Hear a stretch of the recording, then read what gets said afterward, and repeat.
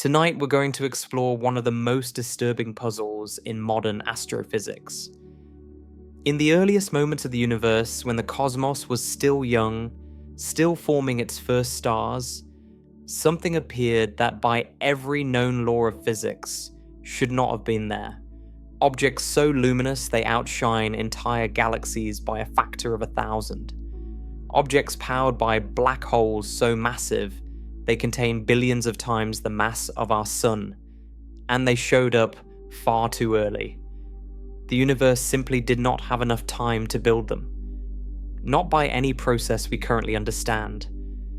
Astronomers have checked the math again and again, and every time they do, they arrive at the same impossible conclusion. These things should not exist, and yet, there they are. Before we go any further, if you find this kind of deep exploration fascinating, a quick like or subscribe really helps the channel grow. It's a small thing for you, but it truly means the world to me. Now, let's begin. Let's start with something you already understand. Light. Every time you look up at the night sky, you're seeing light that has traveled across space to reach your eyes. And because light moves at a finite speed, about 186,000 miles per second, looking at distant objects means looking back in time.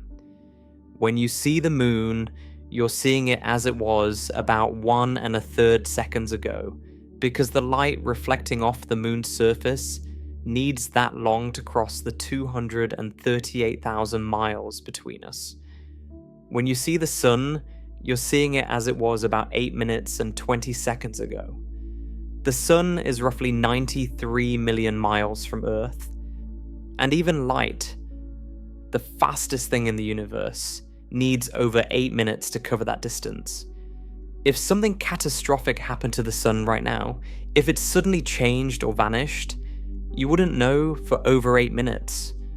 You'd keep seeing the sun as it was, not as it is, because the light, carrying information about the event, would still be in transit across that 93 million mile gap. When you look at the nearest star beyond our sun, Proxima Centauri, you're seeing light that left that star over 4 years ago. Proxima Centauri is about 4.24 light years away, meaning the photons entering your telescope tonight departed that small red dwarf star more than 4 years before they reached you.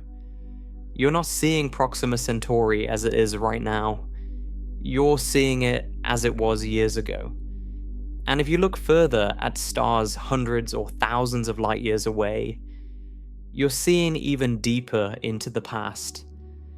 The light from Betelgeuse, the red supergiant in the constellation Orion, left that star roughly 650 years ago during the European Middle Ages. The light from the Andromeda galaxy departed about 2.5 million years ago, when early human ancestors were just beginning to use primitive stone tools on the plains of Africa. The farther you look, the deeper into the past you see. This isn't a metaphor. It's literal. The light entering your eyes right now from distant objects is ancient. It left its source years, centuries, millennia, or even billions of years ago, and it has been crossing the void of space ever since, carrying information about what that source looked like when the light departed. Every photon is a tiny messenger from the past, a frozen snapshot of a moment that has long since passed. This means telescopes are time machines, not in the science fiction sense where you climb into a capsule and spin backward through the centuries, but in a very real physical sense. When astronomers point their instruments at objects billions of light years away, they're seeing the universe as it was billions of years ago. They're watching the past unfold in real time, frozen in the photons that have finally arrived at Earth after journeys spanning most of the history of the cosmos. A galaxy 10 billion light years away, years away appears to us as it was 10 billion years ago. We see it in its youth, still forming, still assembling its stars, still taking shape, and a galaxy 13 billion light years away appears to us as it was 13 billion years ago, just a few 100 million years after the Big Bang itself. We see it as an infant, barely formed, one of the first structures to emerge from the primordial chaos. This is how astronomers study the history of the universe, not by traveling through time, but by looking at different distances. Nearby objects show us the universe as it is now. Distant objects show us the universe as it was long ago. The deeper we look, the further back in time we see. The most distant objects visible to us are so far away that their light has been traveling for almost the entire age of the universe, 13.8 billion years. And this is where our story begins. Because when astronomers look deep into the early universe, into the first billion years after the Big Bang, they found something that, by every calculation they could run, should not have been there. In the late 1950s and early 1960s, radio astronomers were surveying the sky, cataloging sources of radio waves coming from space. Radio astronomy was still a relatively young field at that point. It had begun in earnest in the 1930s and 40s, but by the 1950s, radio telescopes had become powerful enough to detect faint sources across much of the sky. Most of these radio sources were familiar. Galaxies emit radio waves, particularly galaxies with active centers. Supernova remnants, the expanding shells of gas left behind when massive stars explode, are strong radio emitters. Clouds of ionized hydrogen gas scattered throughout the Milky Way produce radio emissions. These were well understood. But some radio sources didn't match anything known. They appeared in radio surveys as strong sources of radio emission, bright and persistent, clearly real. But when astronomers looked at those same positions with optical telescopes, all they saw were what looked like faint blue stars. Tiny points of light, barely distinguishable from the thousands of ordinary stars scattered across any given patch of sky. This was confusing. Stars don't typically produce strong radio emissions.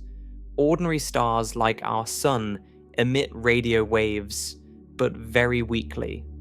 These objects were producing radio emissions far stronger than any normal star could account for. Yet they looked exactly like stars in optical photographs. Small, point-like, blue-white, unremarkable. Something didn't add up. These objects were given the name quasi-stellar radio sources, which was eventually shortened to quasars. At first, nobody knew what they were. They looked like stars, but they didn't behave like stars. Their spectra, the patterns of light they emitted at different wavelengths, were strange and unfamiliar. When astronomers passed the light from these objects through a spectrograph, an instrument that splits light into its component wavelengths, the resulting patterns didn't match anything they recognized. Every element produces a unique set of spectral lines, like a fingerprint. Hydrogen has its lines, helium has its lines, oxygen has its lines, and so on. Astronomers know these patterns intimately. They've catalogued them meticulously. But the spectral lines from quasars didn't correspond to any known element. The patterns looked scrambled, shifted, wrong. It was as if the light was coming from elements that didn't exist on Earth or anywhere else in the known universe. In 1963, a Dutch-American astronomer named Martin Schmidt made a breakthrough that changed everything. He was studying a quasar called 3C273, one of the brightest of these mysterious objects. The name comes from the Third Cambridge Catalogue of Radio Sources, a survey conducted by radio astronomers at Cambridge University. 3C273 was the 273rd object in that catalogue. When Schmidt examined his spectrum, he had a moment of insight that would reshape astronomy. He realized the spectral lines weren't from unknown elements at all.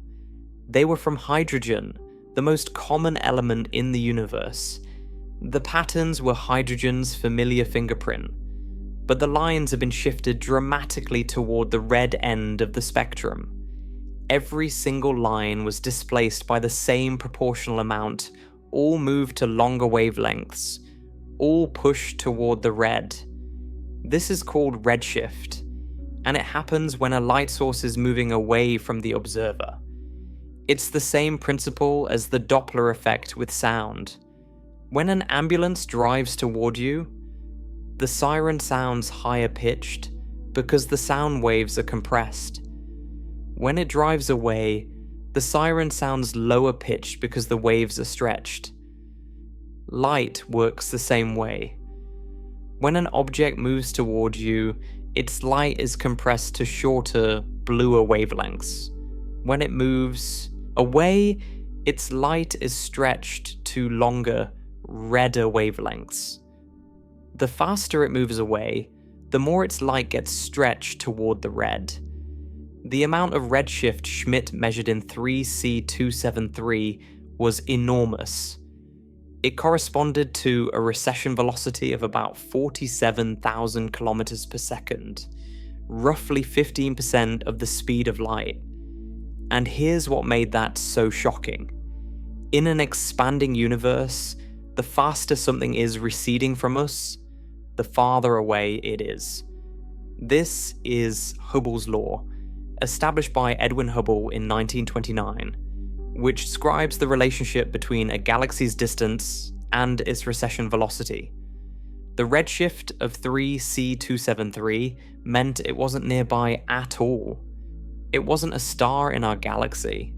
It wasn't even a nearby galaxy. It was about 2.4 billion light years away. And if it was that far away but still appeared as a visible point of light in our telescopes, it had to be producing an almost unimaginable amount of energy. Not the energy of a star, not even the energy of an entire galaxy. Something far, far greater. Let me put this in perspective because the numbers here are critical to understanding just how extreme these objects are. Our Sun is a fairly ordinary star, a G-type main sequence star, about 4.6 billion years old. It produces about 382 trillion watts of power every second. That's a 3 followed by 26 zeros. It's an enormous amount of energy by human standards, enough to power every device, every machine, every piece of technology on Earth billions of times over. 1 second of the Sun's total energy output would be enough to supply human civilization's energy needs for roughly 500,000 years. Now, our galaxy, the Milky Way, contains somewhere between 100 billion and 400 billion stars. Not all of them are as luminous as the Sun. The majority are actually dimmer red dwarfs, small, cool stars that produce only a fraction of the Sun's light. Some are far brighter. Blue giants and supergiants that can outshine the Sun by factors of thousands or even hundreds of thousands.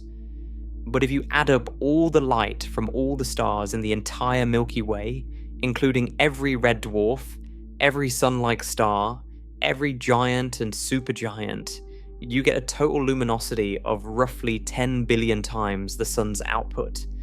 That's the combined light of hundreds of billions of stars.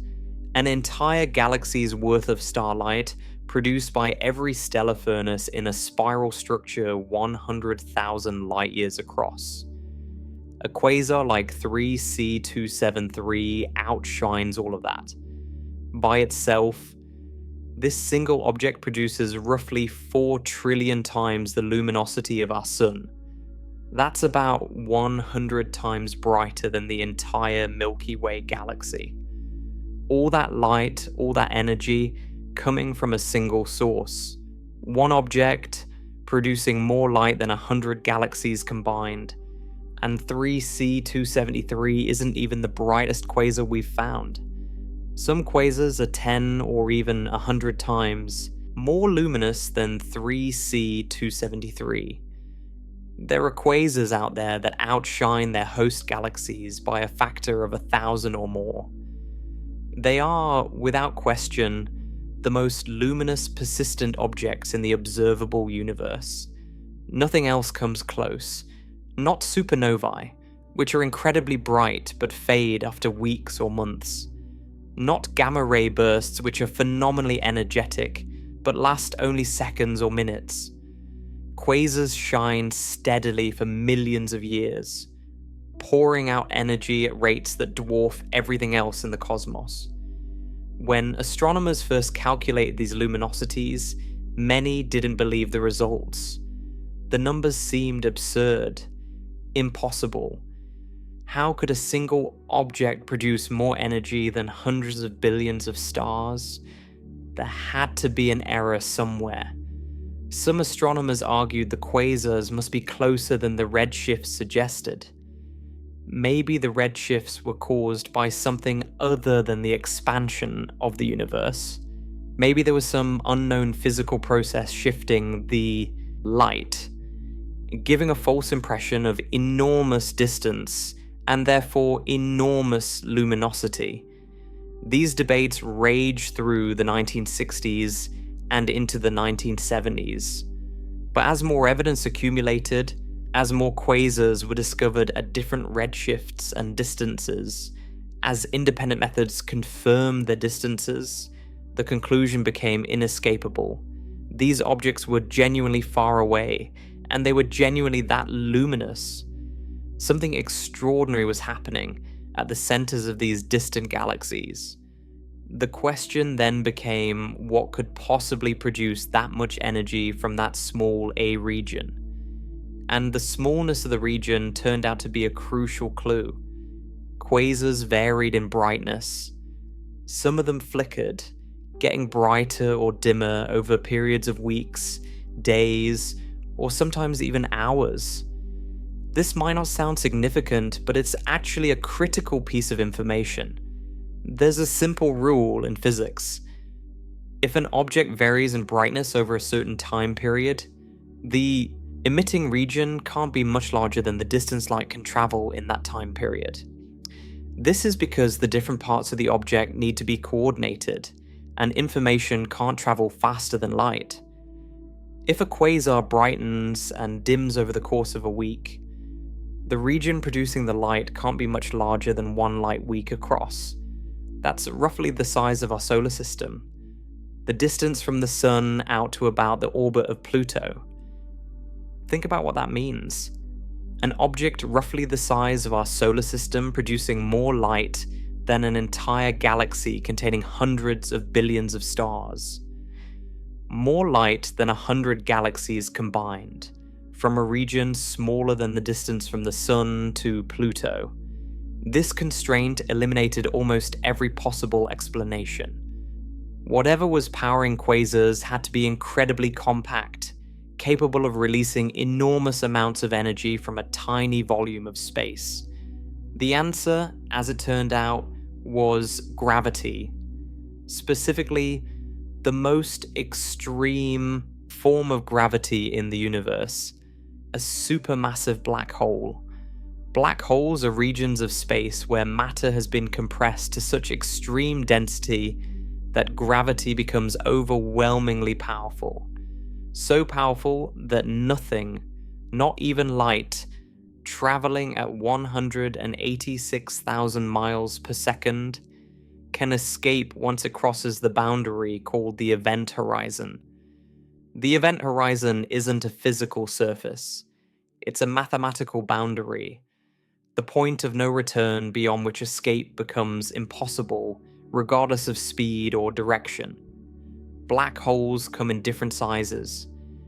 Stellar mass black holes form when massive stars exhaust their nuclear fuel and their cores collapse under their own gravity.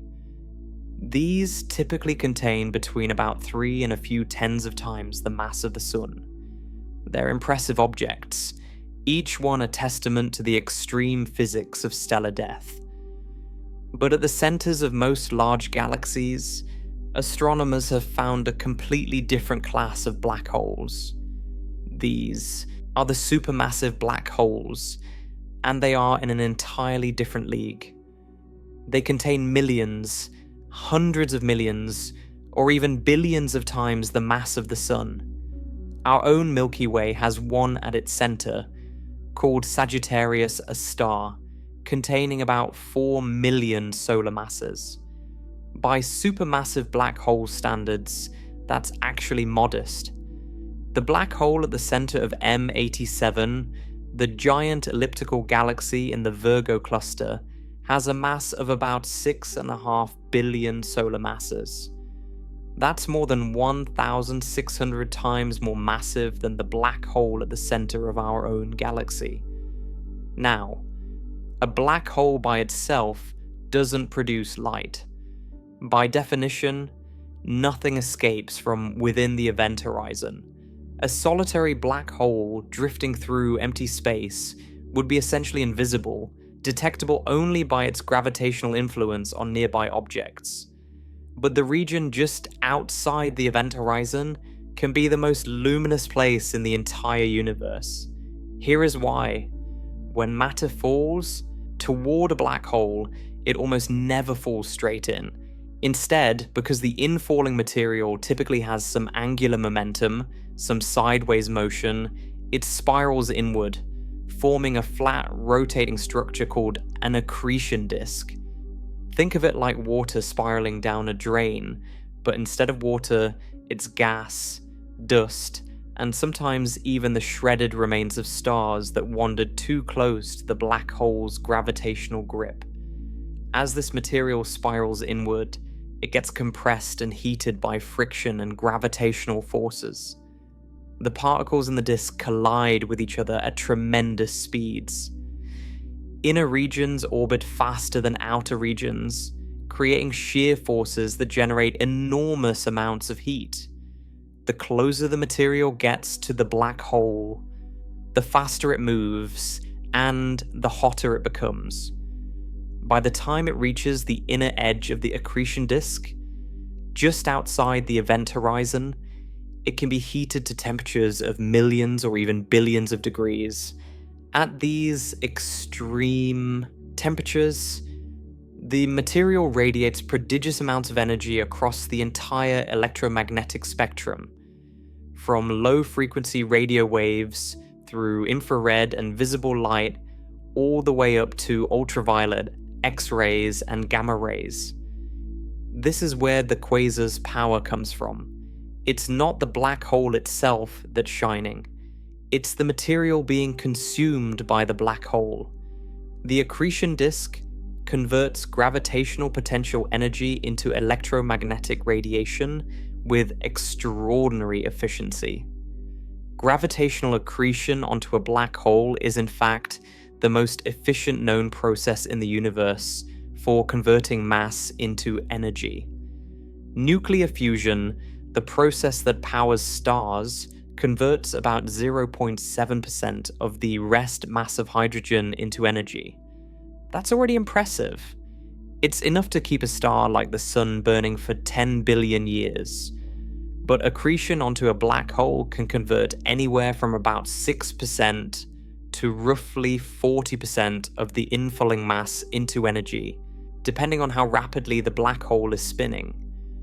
A rapidly spinning black hole, what physicists call a Kerr black hole, allows matter to orbit closer to the event horizon before plunging in, extracting more energy from the process. At 40% efficiency, gravitational accretion is roughly 50 to 60 times more efficient than nuclear fusion. This is why quasars can outshine entire galaxies from a region the size of a solar system. The black hole doesn't need to consume vast amounts of matter. Even a relatively modest accretion rate, perhaps a few solar masses per year, the equivalent of swallowing a couple of stars worth of gas annually, can produce luminosities that rival or exceed the light of hundreds of billions of stars.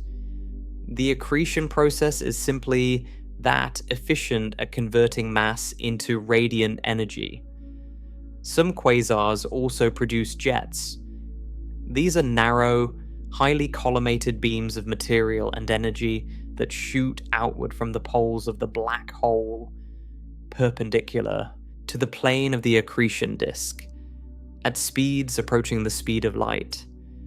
These relativistic jets can extend for hundreds of thousands or even millions of light years, far beyond the boundaries of the host galaxy, reaching deep into intergalactic space.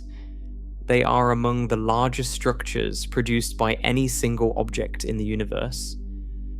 Jets are powered by the interaction between the spinning black hole and the magnetic fields threaded through the accretion disk. The exact mechanism is complex and still being actively studied, but the basic picture involves the rotating black hole twisting magnetic field lines into tight spirals that channel plasma and energy outward along the rotation axis. The energy carried by these jets is enormous, and they can have profound effects on the surrounding environment for millions of light years in every direction. They can heat intergalactic gas in galaxy clusters, preventing it from cooling and collapsing to form new stars.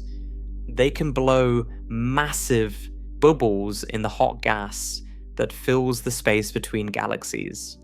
They can sweep away material from the host galaxy itself, shutting down star formation entirely across a region containing billions of stars. In this way, a quasar, despite being a tiny structure at the very center of a galaxy, can influence the evolution of its entire host galaxy and even the surrounding intergalactic medium on scales thousands of times larger than itself. The black hole at the center isn't just passively sitting there consuming matter. It's actively shaping its cosmic environment in ways that affect the formation and evolution of galaxies across enormous volumes of space. Not all supermassive black holes are quasars. In fact, the vast majority are not. A supermassive black hole only becomes a quasar when it's actively feeding on large quantities of material. It needs a substantial, steady supply of gas funneling into its accretion disk. When gas is abundant, when mergers or interactions between galaxies drive fresh material towards the center, the accretion disk lights up and the quasar turns on. When the gas supply dwindles, when the black hole has consumed or expelled the available material, the accretion disk fades, the jets weaken and die, and the quasar shuts off.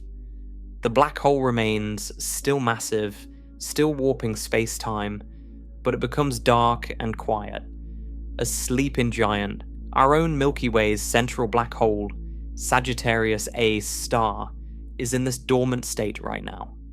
It flickers occasionally when a small clump of gas drifts close enough to produce a brief flare, but most of the time it sits quietly at the galactic center, barely detectable. Billions of years ago, however, our galaxy may well have hosted its own quasar phase when gas was more plentiful and conditions were right for vigorous accretion.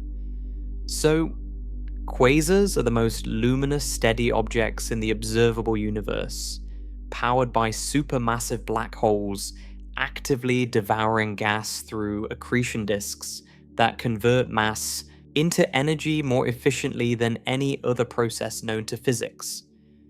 They can outshine entire galaxies by factors of hundreds or thousands. They can launch relativistic jets millions of light years long. They can reshape the galaxies they inhabit, and altered the properties of intergalactic space across vast distances. They are, without exaggeration, among the most powerful and extreme phenomena in all of nature. And this is precisely what makes the problem so deeply disturbing. Because when astronomers look at the most distant quasars ever detected, when they peer back to the first billion years of cosmic history, back to a time when the universe was still assembling its first structures, they find quasars powered by black holes containing not merely millions, but billions of times the mass of our Sun. These early quasars are not small objects that happen to be unusually luminous. They are truly staggeringly massive. The supermassive black holes at their centers rival the most massive black holes found anywhere in the universe at any epoch. They are as massive as black holes that have had the full 13.8 billion year history of the cosmos to assemble themselves through slow, steady growth. But these early quasars didn't have that luxury of time. They appeared when the universe was less than 1 billion years old. Some appeared when the universe was barely 700 million years old. A few may have existed even earlier than that, at times when the cosmos was still in its deepest infancy. The first stars had only recently ignited. The first galaxies were still pulling themselves together from smaller fragments. The cosmic dark ages, that long epoch before the first stars lit up the universe, had barely ended. And yet somehow, in this young, chaotic, still forming universe, black holes containing billions of solar masses had already appeared, already fully assembled, already actively feeding, already blazing with the light of 1,000 galaxies. This is the heart of the mystery. These objects should not be there, not because they violate any known law of physics. They clearly exist. We can see them. We can measure their masses with multiple independent methods. We can calculate their luminosities. They are definitively, observationally, undeniably real.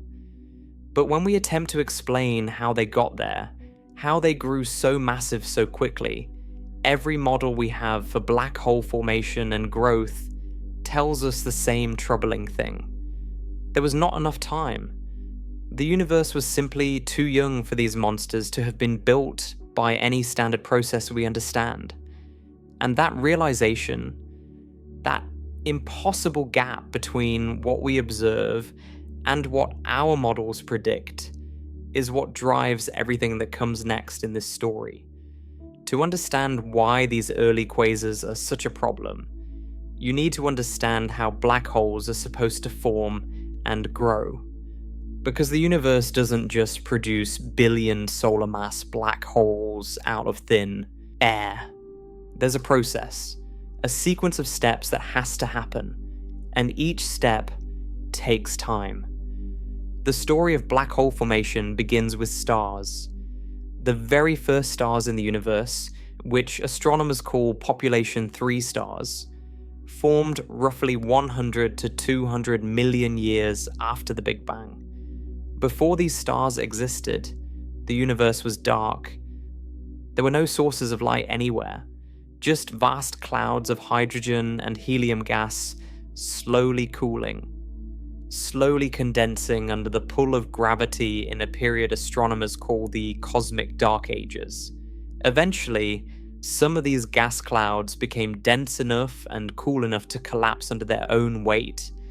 As they contracted, the gas heated up. When the temperature and pressure at the center of a collapsing cloud reached about 10 million degrees, hydrogen nuclei began fusing into helium, and a star was born. The first stars were different from the stars we see today. They formed from gas that contained only hydrogen and helium, the two elements produced in the Big Bang itself.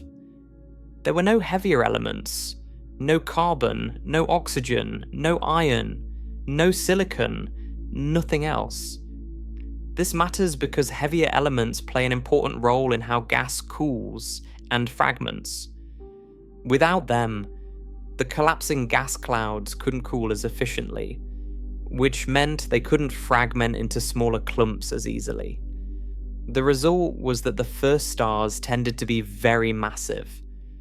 Computer simulations suggest many of them were tens of times the mass of the Sun, and some may have been 100, 200, or even 300 times the mass of the Sun. A few theoretical models have suggested even larger masses, though there's still debate about exactly how big these first stars could get. These massive first-generation stars burn through their fuel extraordinarily quickly. A star with 100 times the mass of the Sun doesn't live 100 times longer than the Sun. It actually lives far shorter, only about 2 to 3 million years compared to the Sun's 10 billion year lifespan. Massive stars burn hotter and faster, consuming their hydrogen fuel at a rate that far outpaces their greater supply. So these first stars lived fast and died young. When a massive star exhausts its nuclear fuel, the outward pressure generated by fusion can no longer support the star's enormous weight. The core collapses catastrophically. For stars above a certain mass threshold, roughly 20 to 25 times the mass of the Sun, this collapse can produce a black hole. The core implodes so violently that nothing can halt the contraction. The matter falls inward, density increases without limit, and a black hole is born. The outer layers of the star are typically blown away in a spectacular supernova explosion, but the core itself becomes a singularity enclosed within an event horizon. For the most massive first-generation stars, theoretical models suggest something even more dramatic might happen. Stars above roughly 260 times the mass of the Sun may collapse directly into black holes without producing a supernova at all. The entire star simply falls into itself.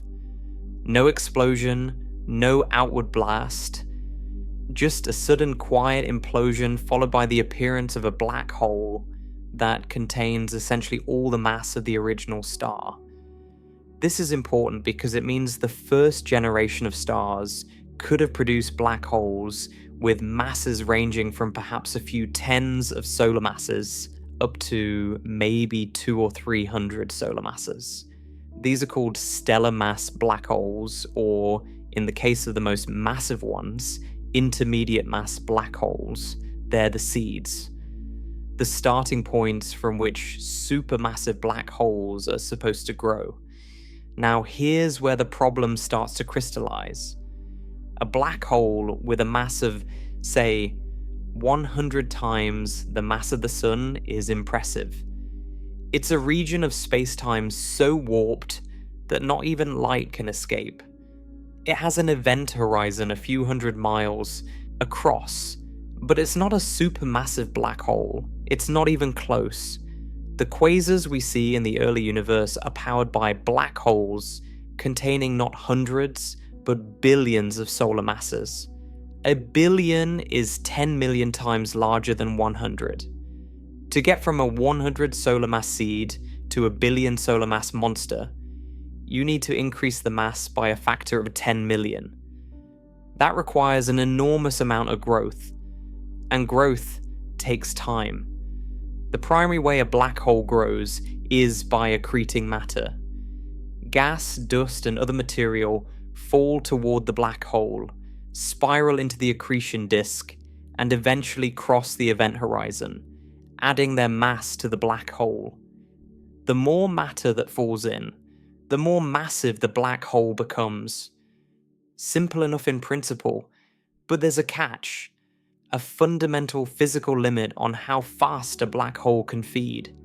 It's called the Eddington limit, named after the British astrophysicist Sir Arthur Eddington, who first described it in the early 20th century. The Eddington limit arises from a basic competition between two forces. On one hand, there's gravity pulling material inward toward the black hole. On the other hand, there's radiation pressure pushing material outward, away from the black hole. When matter falls onto the accretion disk and heats up, it radiates energy. That radiation exerts a pressure on the surrounding gas. The more matter that's accreting, the more luminous the accretion disk becomes, and the stronger the outward radiation pressure gets. At some point, these two forces balance. The outward push of radiation equals the inward pull of gravity. This balance point is the Eddington luminosity. If the black hole tries to accrete faster than this rate, the radiation pressure becomes so intense that it actually blows the infalling material away. The gas gets pushed outward instead of falling inward. The feeding stops, or at least slows dramatically.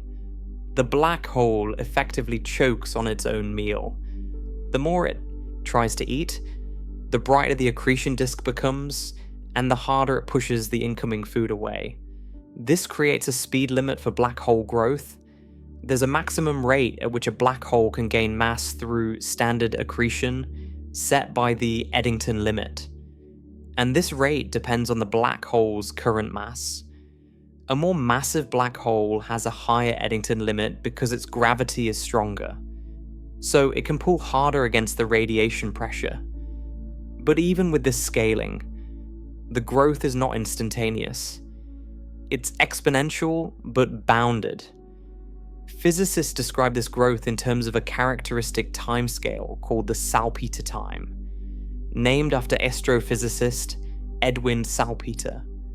The salpeter time is the amount of time it takes for a black hole accreting at the Eddington rate to increase its mass by a factor of E, which is the mathematical constant approximately equal to 2.718. This timescale works out to roughly 45 million years, assuming a standard radiative efficiency of about 10%. That means a black hole accreting continuously at the maximum allowed rate will roughly double its mass every 30 to 50 million years. This might sound fast, but let's actually work through the math, because this is where the impossibility becomes clear. Suppose you start with a seed black hole of 100 solar masses. This is a reasonable starting point, a remnant from one of those massive first-generation stars that formed perhaps 150 million years after the Big Bang. Now suppose this black hole accretes at the Eddington limit continuously without interruption from the moment it forms. Every second of every day for hundreds of millions of years, gas pours into this black hole at the maximum physically allowed rate. No breaks, no interruptions, no periods where the gas supply runs out or gets disrupted. Just constant maximal feeding for the entire time available, starting from 100 solar masses and doubling roughly every 45 million years. Let's count the doublings needed to reach 1 billion solar masses. 100 becomes 200 after one doubling. 200 becomes 400 after 2. 400 becomes 800 after 3. 800 becomes 1,600 after 4. You need about 23 to 24 doublings to get from 100 to 1 billion. That's 23 to 24 salpeter times.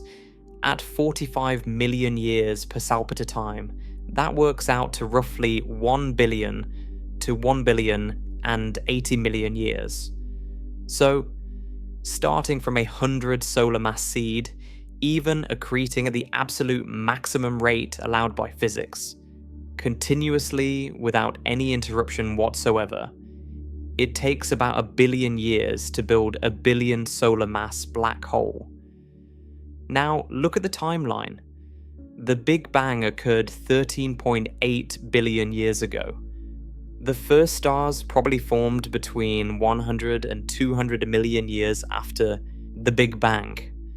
So our seed black hole might have formed around 150 to 200 million years after the Big Bang at the earliest. That gives us a starting time. The earliest quasars powered by billion solar mass black holes that we've observed existed when the universe was about 700 million years old. Some recent discoveries have pushed this even further, finding massive black holes at redshifts suggesting the universe was only 600 million years old, possibly even younger. This means the black hole had, at most, about 500 to 600 million years to grow from a stellar seed to a billion solar masses. But our calculation shows it needs about 1 billion years of continuous maximal accretion to do that. There is a gap of roughly 400 to 500 million years. The universe didn't provide enough time. The black hole would need to have been accreting at the Eddington limit for about twice as long as the time actually available. It's like trying to drive 1,000 miles in 5 hours when your car's top speed only allows you to cover 600 miles in that time. No matter how hard you push, the physics won't let you get there. And the real situation is actually much worse than this calculation suggests. Because the assumption of continuous Eddington rate accretion is wildly optimistic. In reality, a black hole almost certainly cannot accrete at the maximum rate non-stop for hundreds of millions of years. There are many reasons why the feeding would be interrupted or reduced. First, gas supply is not guaranteed. A black hole needs a steady stream of gas to accrete. But the early universe was a chaotic place. Galaxies were still forming, gas was distributed unevenly, and the conditions around a young black hole were turbulent and unpredictable. Gas might be available for a while, then disrupted by nearby supernova explosions, stellar winds, or gravitational interactions with other forming structures. Periods of abundant gas would alternate with periods of scarcity, reducing the average accretion rate well below the Eddington limit. Second, the black hole's own radiation works against it. When a black hole accretes near the Eddington limit, the radiation from the accretion disk doesn't just push away the infalling gas. It can heat the surrounding gas, increasing its pressure and causing it to expand outward. This is called radiative feedback, and it can effectively clear out the gas in the black hole's immediate vicinity, cutting off the fuel supply. The black hole shines so brightly that it blows away the very material it needs to keep growing. It takes time for fresh gas to settle back in, creating a cycle of feeding and fasting that reduces the long-term average growth rate. Third, mergers and dynamical interactions in the young galaxy can kick the black hole away from the densest gas. In the chaotic environment of a forming galaxy, black holes can be displaced from the galactic center through gravitational interactions, particularly when galaxies merge and their central black holes interact before eventually coalescing. A black hole that gets kicked out of the gas-rich center of its host galaxy finds itself in a region with much less material to accrete. It might take millions of years for the black hole to settle back into the center, and during that time, its growth stalls. Fourth, even if gas is abundant, it may not be able to reach the black hole efficiently. Gas needs to lose angular momentum to spiral inward.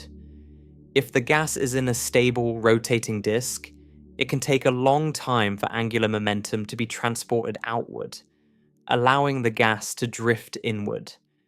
This process depends on viscosity, turbulence, and magnetic fields in the gas, and it's not instantaneous. The inflow rate can be much slower than the Eddington rate, simply because the gas can't get to the black hole fast enough. When you account for all these realistic complications, the average accretion rate over the life of an early black hole was probably well below the Eddington limit. Maybe half the Eddington rate on average, maybe a third. Some models suggest the average rate could be as low as 10 or 20% of the Eddington limit, when you factor in all the interruptions and inefficiencies. If the actual average accretion rate is only half the Eddington rate, the growth time doubles. Instead of 1 billion years, you need 2 billion years to grow a billion solar mass black hole from 100 solar mass seed. If it's a third, you need 3 billion years, and you only have 5 to 600 million years. The deficit becomes enormous. The numbers don't just fail to work out, they fail spectacularly. Let me frame this another way to really drive home how severe the problem is. Imagine you need to fill a swimming pool. You have a garden hose, and the pool needs to be full by 6 o'clock this evening. You calculate how long it will take, and the answer is that if you run the hose at full blast every second from now until 6, you'll have the pool about 60% full. Not enough. And that's assuming the hose runs perfectly the entire time, never kinks, never loses pressure, never gets turned off even for a moment. In reality, you know the hose will kink occasionally. The water pressure will fluctuate. Someone will accidentally step on it. Children will come and redirect the water to play. Realistically, you'll only have the hose running effectively about half the time. So now you'll only get the pool about 30% full by 6. That's the quasar problem. The pool is the billion solar mass black hole. The hose is Eddington rate accretion. 6 o'clock is the moment we observe the quasar, and no matter how you run the numbers, you can't fill the pool in time. There's another layer to this problem that makes it even harder. It has to do with the radiative efficiency I mentioned earlier. When matter falls into a black hole through an accretion disk, not all of the mass actually gets added to the black hole. Some fraction of the mass is converted into energy and radiated away. This is the luminosity we see. It's what makes the quasar bright. But that radiated energy represents mass that is lost. It doesn't end up in the black hole. It escapes as photons. The standard assumption is that about 10% of the rest mass energy of the accreting material gets radiated away. This means only about 90% of the mass that enters the accretion disk actually ends up inside the black hole. The rest is converted to light. Now, here's the dilemma. If you increase the radiative efficiency, the quasar becomes brighter per unit of accreted mass. But the black hole gains mass more slowly because more of each parcel of gas is being turned into energy rather than being swallowed. Higher efficiency means more light, but slower growth. If you decrease the radiative efficiency, the black hole gains mass faster because more of each parcel of gas actually gets added, but the accretion disk is dimmer, which means less radiation pressure, which means the Eddington limit is reached at a higher accretion rate. Lower efficiency could allow faster growth, but it requires specific physical conditions that may not hold in all cases. This creates a tension. To produce the luminosities we observe in these early quasars, you need significant radiative efficiency. The quasars are incredibly bright, which implies efficient accretion. But efficient accretion means slower mass growth. You need the black holes to be both very luminous, because that's what we observe, and very massive, because that's what the luminosities imply.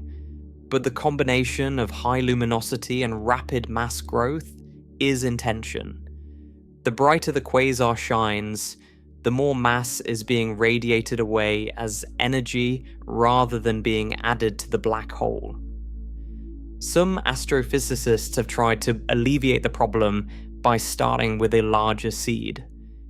If instead of beginning with a 100 solar mass black hole, you begin with a seed of 10,000 or even 100,000 solar masses, you need fewer doublings to reach 1 billion solar masses.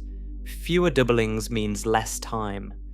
Starting from 100,000 solar masses instead of 100 solar masses eliminates about 10 doublings, saving roughly 450 million years. That could potentially close the gap, but this just shifts the problem. Where does 100,000 solar mass seed come from? Normal stellar evolution doesn't produce black holes anywhere near that massive. The most massive stars we know of are a few hundred solar masses at most.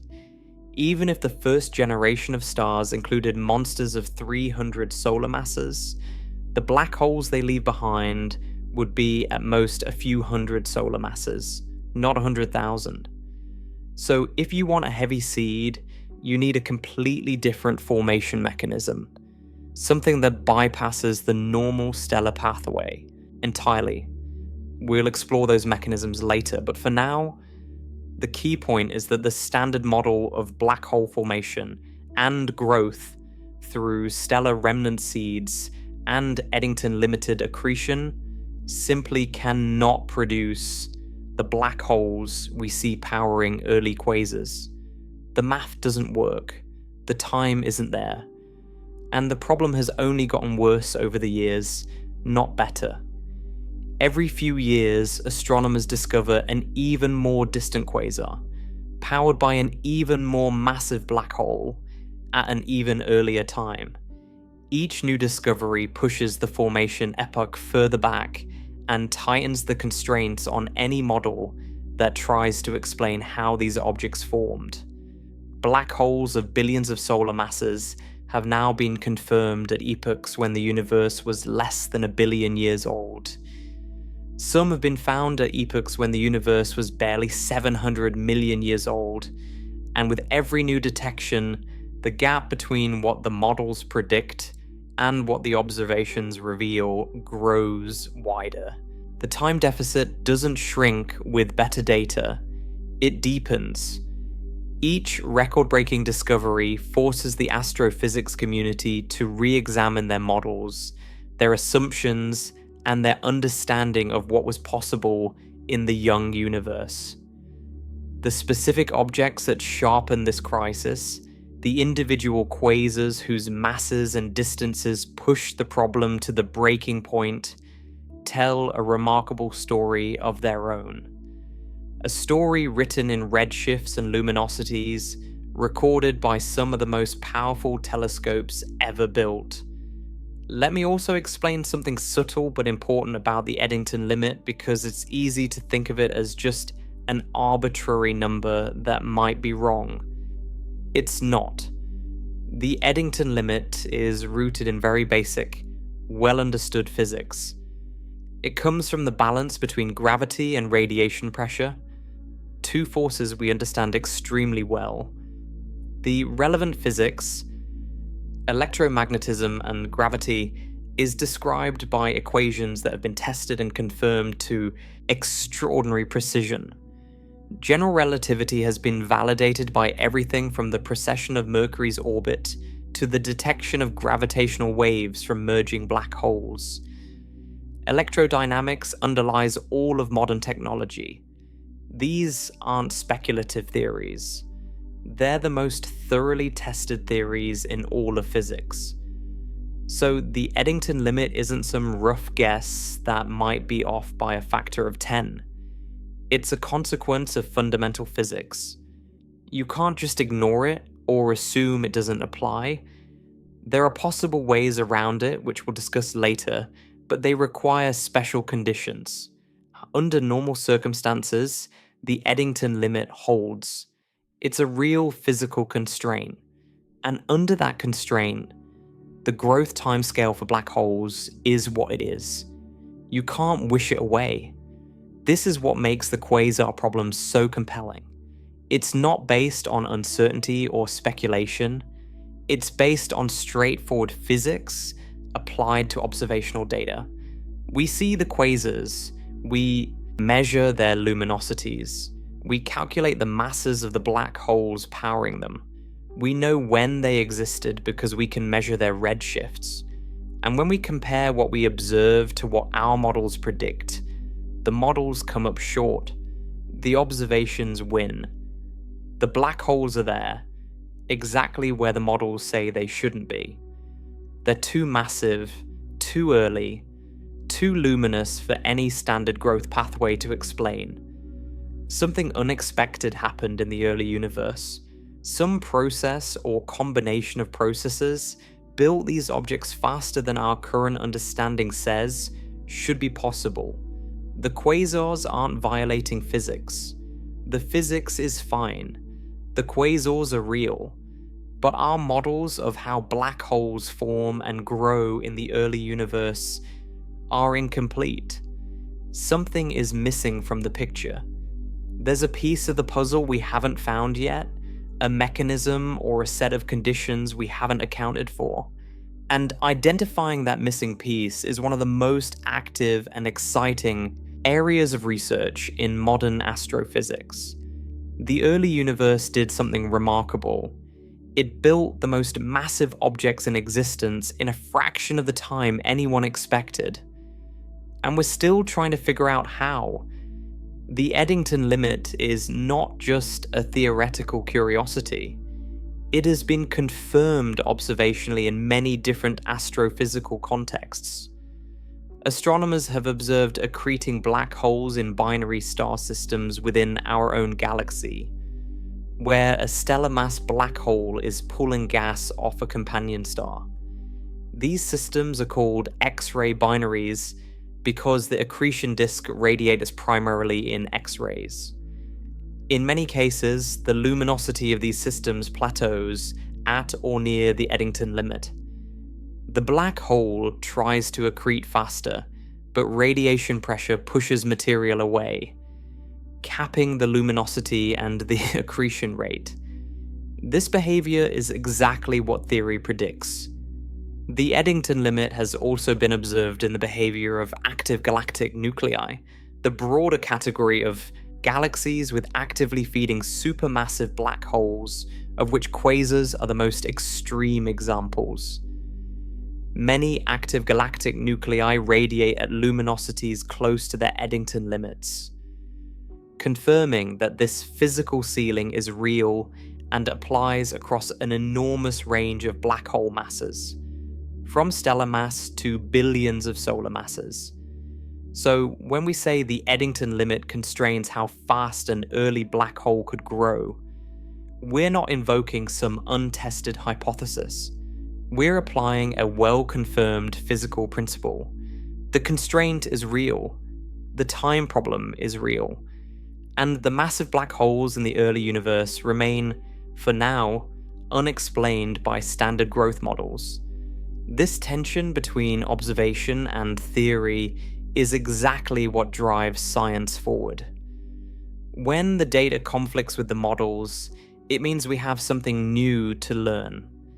And in the case of early quasars, what we have to learn might be something truly profound about how the universe assembled its first great structures in those violent, chaotic, extraordinary first few 100 million years of cosmic history.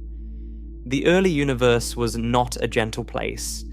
It was a crucible, an environment of extremes where conditions existed that have no parallel in the modern cosmos. Temperatures were higher, densities were greater, gas was more abundant, and everything was packed more tightly together because the universe was physically smaller than it is today. In that crucible, something happened that we don't yet fully understand. Black holes of staggering mass appeared before the standard models say they should have been possible. They lit up as quasars, blazing across the young cosmos with a fury that dwarfed everything around them.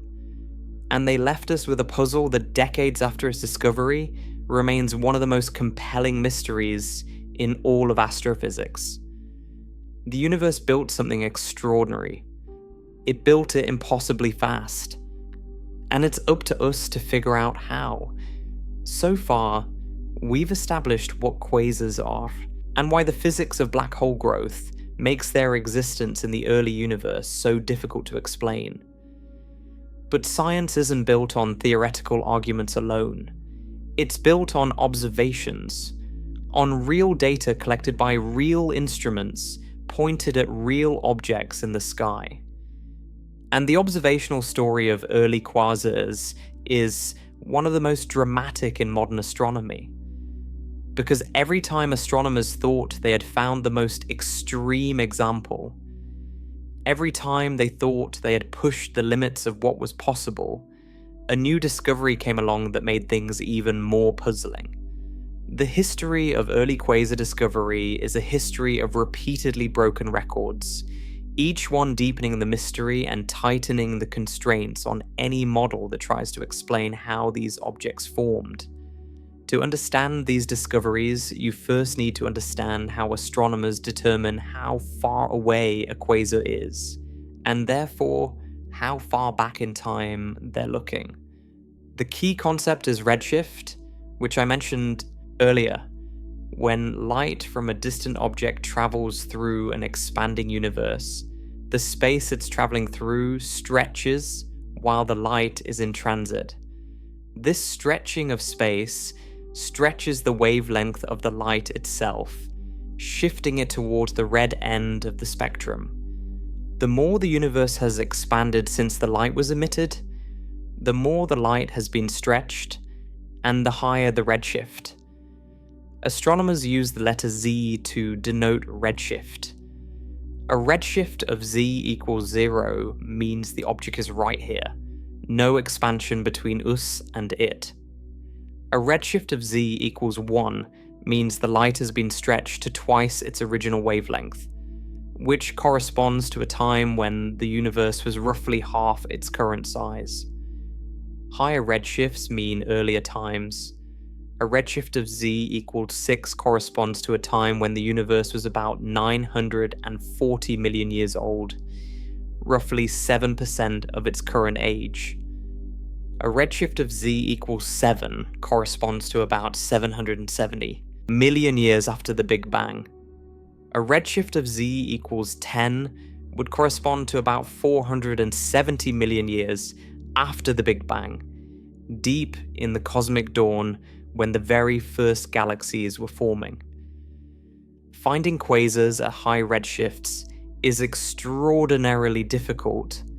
These objects are incredibly far away, which means their light is extremely faint by the time it reaches Earth, even though they were extraordinarily luminous when that light was emitted.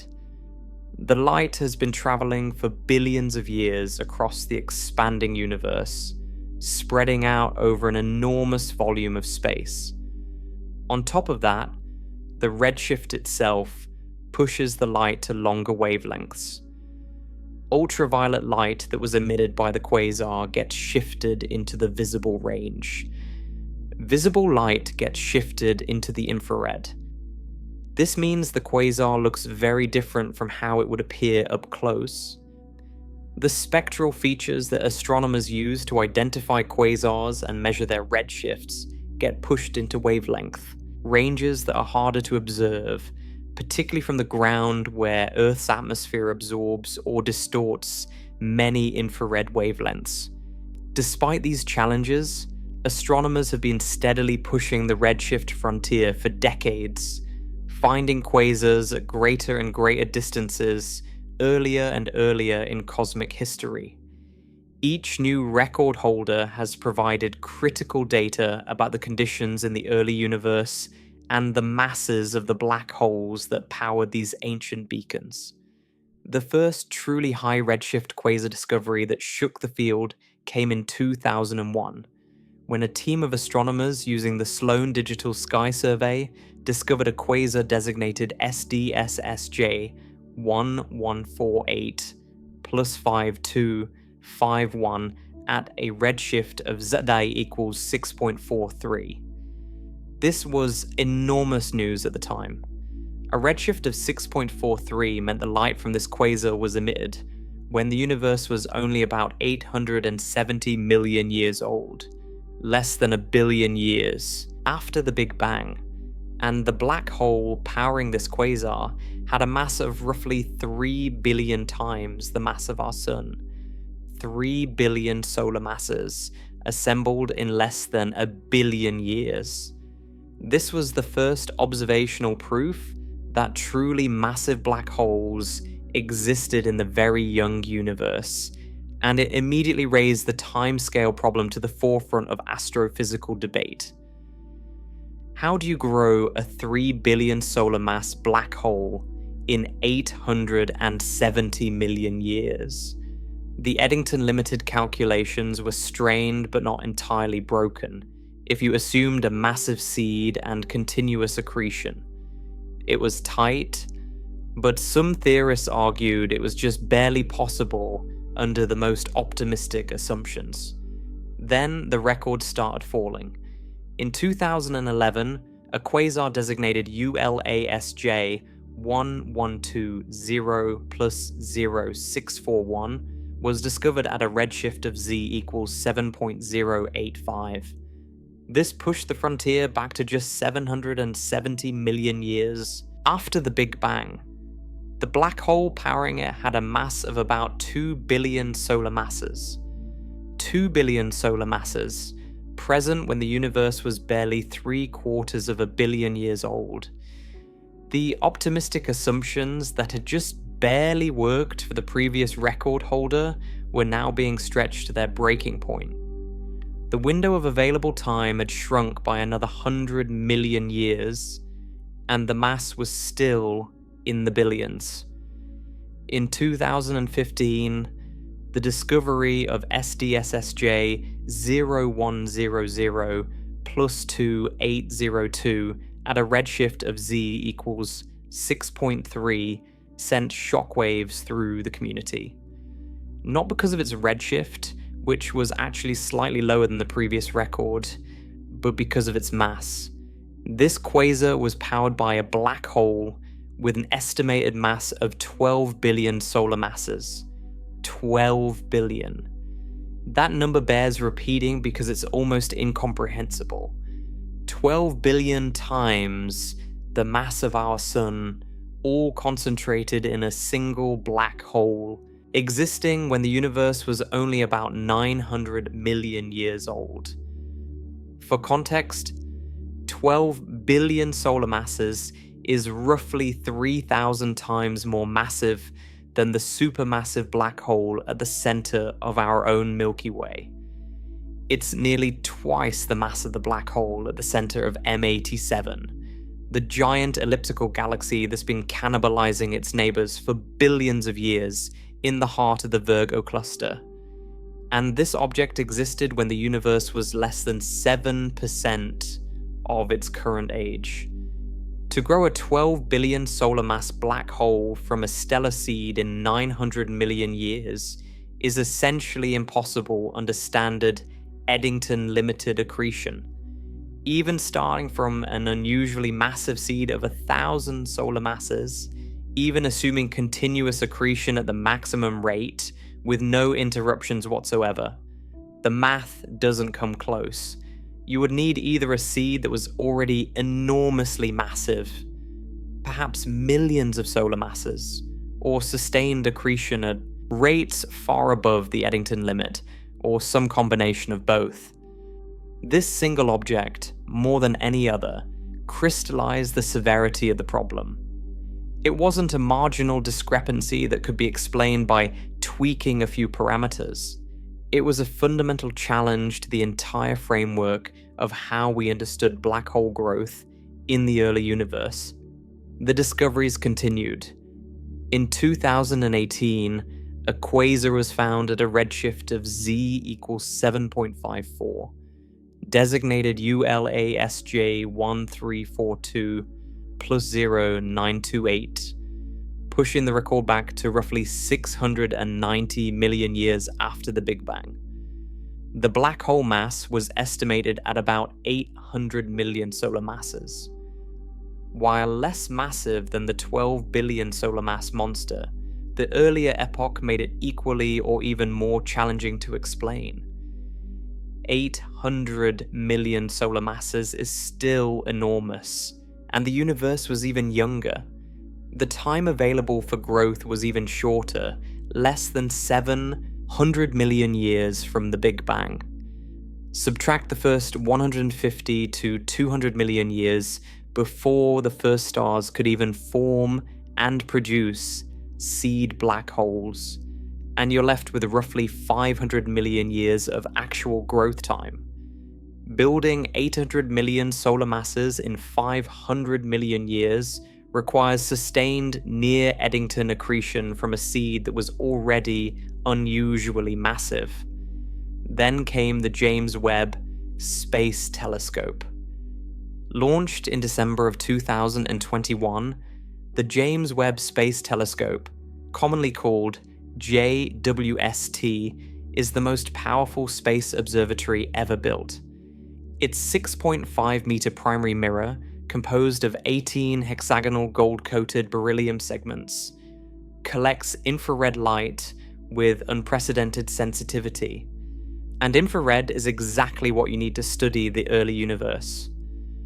Because the extreme redshifts of early cosmic objects push their light deep into the infrared, JWST was designed to see things that no previous telescope could detect. And it delivered on that promise in ways that nobody fully anticipated. Within its first year of operations, JWST began finding evidence of massive black holes at even earlier epochs than previously known. In 2023, observations from the JWST Sears survey revealed a population of active galactic nuclei, objects powered by accreting supermassive black holes, at redshifts beyond 10, redshift 10. That corresponds to a time when the universe was only about 470 million years old. Some of these objects appeared to harbour black holes with masses in the tens of millions of solar masses.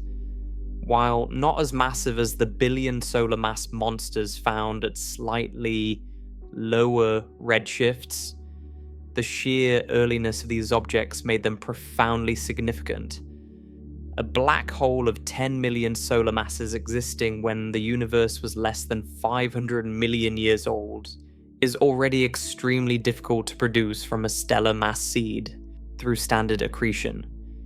The time simply isn't there.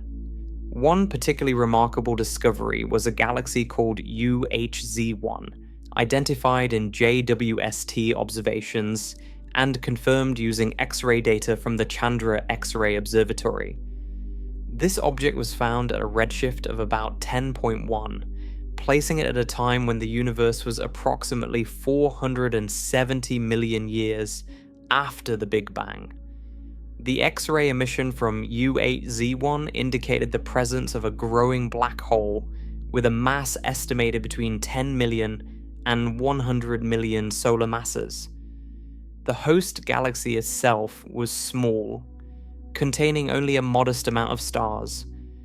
The black hole appeared to be unusually massive relative to its host galaxy, much more so than is typical in the local universe, where black holes usually contain only about 0.1% of their host galaxy's mass. This observation was significant because it hinted at a particular formation pathway. If the black hole was already so massive relative to its small, young galaxy, perhaps the black hole didn't grow gradually from a small seed within an established galaxy. Perhaps the black hole formed first, or at least formed through a fundamentally different process than the standard stellar remnant pathway. We'll explore what that process might be shortly, but the observation itself was a critical new data point suggesting that the seeds of supermassive black holes in the early universe were already heavy from the start. JWST has also revealed something unexpected about the host galaxies of early quasars. previous telescopes had difficulty seeing the galaxies hosting the most distant quasars because the quasar's light was so overwhelmingly bright that it drowned out the much fainter light of the surrounding stars. It's like trying to see a firefly next to a searchlight. The searchlight's glare makes the firefly invisible, but JWST's infrared sensitivity and angular resolution have allowed astronomers to peel back the quasar's glare and study the host galaxies in some cases. What they found is surprising. Some early quasar host galaxies are remarkably compact but already surprisingly massive in stars. They appear to have formed stars rapidly and efficiently, building up a substantial stellar population very quickly. Others are smaller and less developed, containing modest numbers of stars that seem insufficient to have fed the central black hole through normal galactic processes. This diversity is puzzling. It suggests there isn't one single pathway to forming an early quasar. Different quasars may have different histories, different formation mechanisms, and different relationships with their host galaxies. Some may have formed in massive overdensities where gas was exceptionally abundant. Others may have formed through more exotic mechanisms. The host galaxy data adds another layer of complexity to an already challenging puzzle. Let me explain how astronomers actually determine the mass of a black hole powering a distant quasar, because this is important for understanding how confident we can be in these numbers. There are several methods, but the most commonly used for distant quasars is called the virial method. It's based on a relatively simple physical principle. The gas in the accretion disk and the broader region around the black hole is moving under the influence of the black hole's gravity. The faster the gas moves, the stronger the gravitational pull must be, and therefore the more massive the black hole. By measuring the velocity of the gas, you can infer the mass of the black hole. In practice, astronomers measure the width of emission lines in the quasar's spectrum. The gas surrounding the black hole emits light at specific wavelengths corresponding to the elements it contains. But because the gas is moving at high speeds, some moving toward us and some moving away, the Doppler effect broadens these emission lines.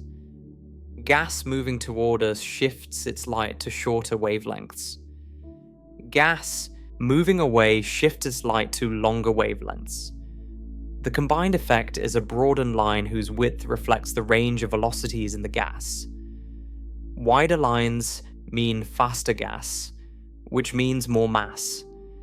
This method has been calibrated using nearby active galactic nuclei where black hole masses can be determined through more direct methods, such as tracking the orbits of individual stars or gas clouds very close to the black hole. These calibrations give astronomers confidence that the virial method provides reasonable mass estimates for distant quasars, typically accurate to within a factor of about 3.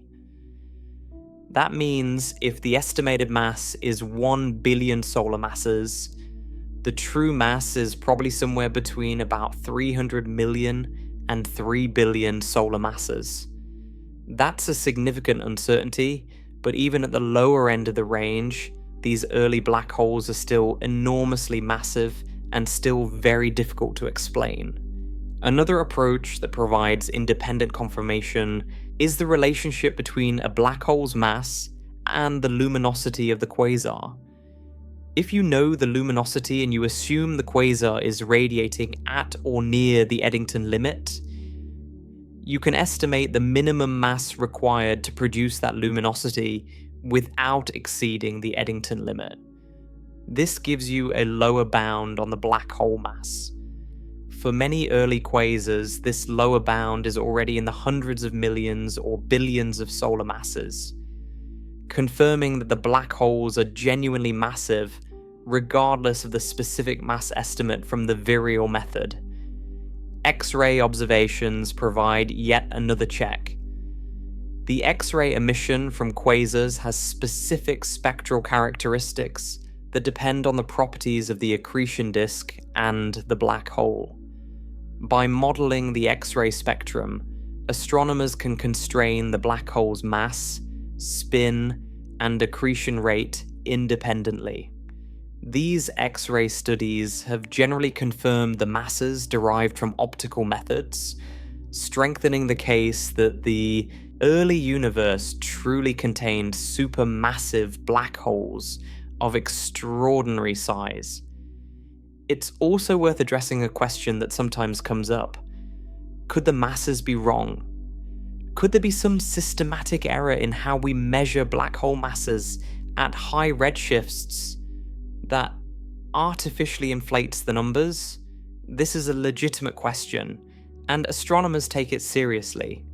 The virial method depends on calibrations made using nearby objects, and it's possible that conditions in the early universe were different enough to affect these calibrations.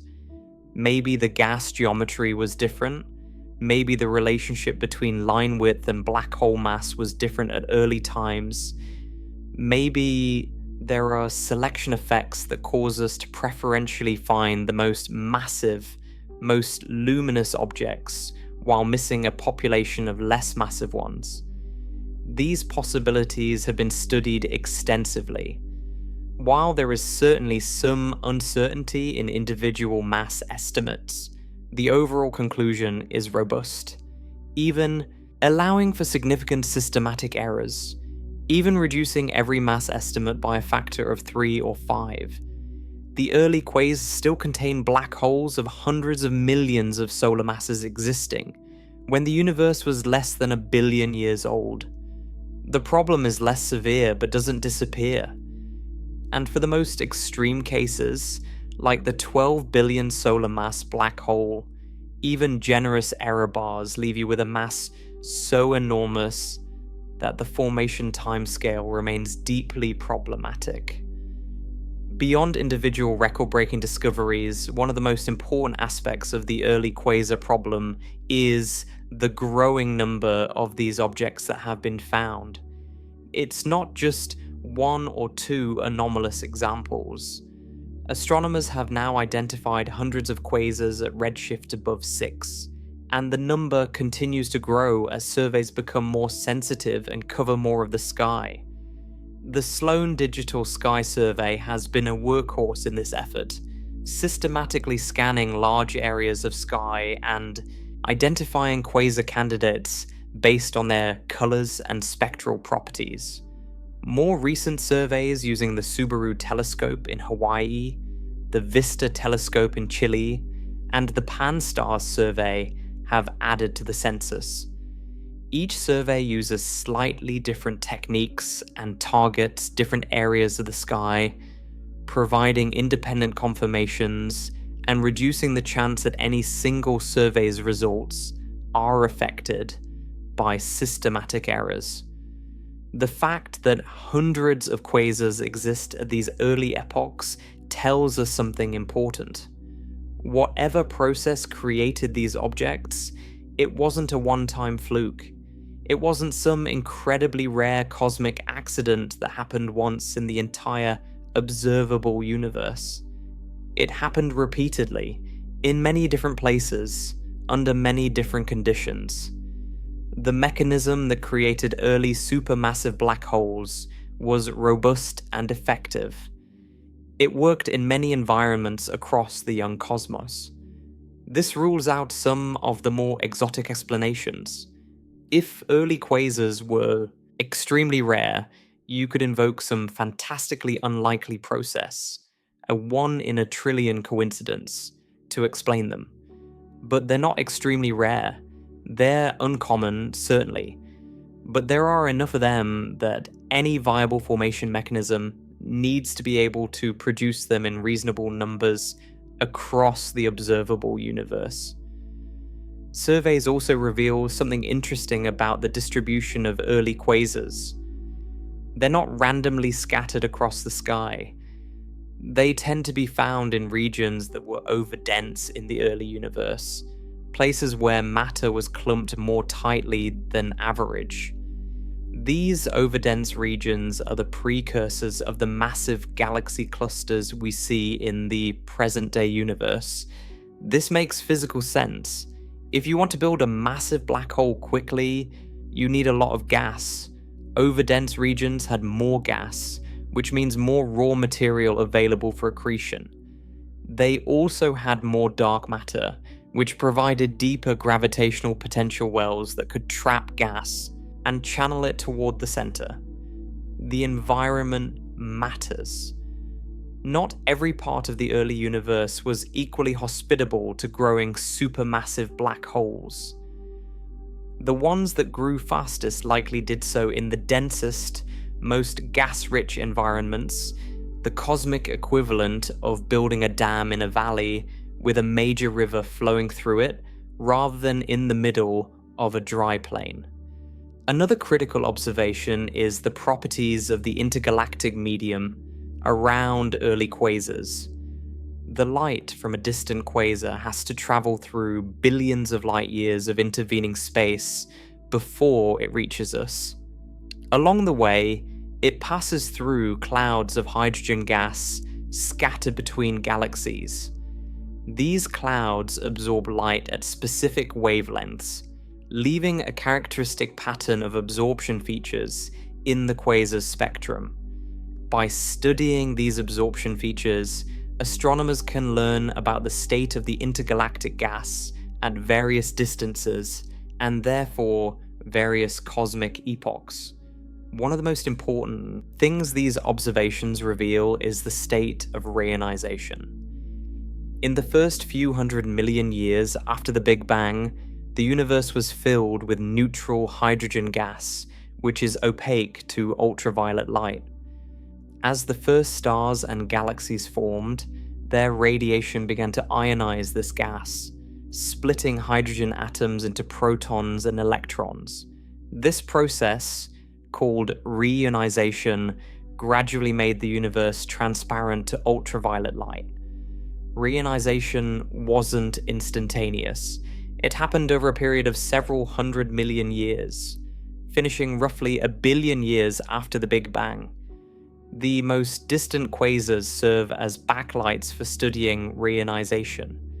Their light passes through the intergalactic medium, and the absorption patterns reveal whether the gas along the line of sight is ionized or neutral.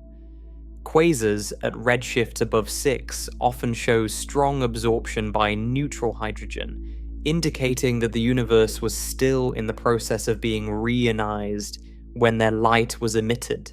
This means these quasars existed during one of the most dramatic transformations in the history of the universe, the transition from a dark, opaque cosmos to a transparent, illuminated one. Intriguingly, the quasars themselves may have played a role in reionization. Their intense ultraviolet radiation could ionize enormous volumes of surrounding gas, creating bubbles of ionized hydrogen in the otherwise neutral intergalactic medium. Each early quasar would sit at the center of its own ionized bubble, a sphere of transparency in a sea of opacity. As more quasars and star-forming galaxies turned on, these bubbles grew and eventually overlapped, completing reionization. This connects the early quasar problem to a much larger question in cosmology.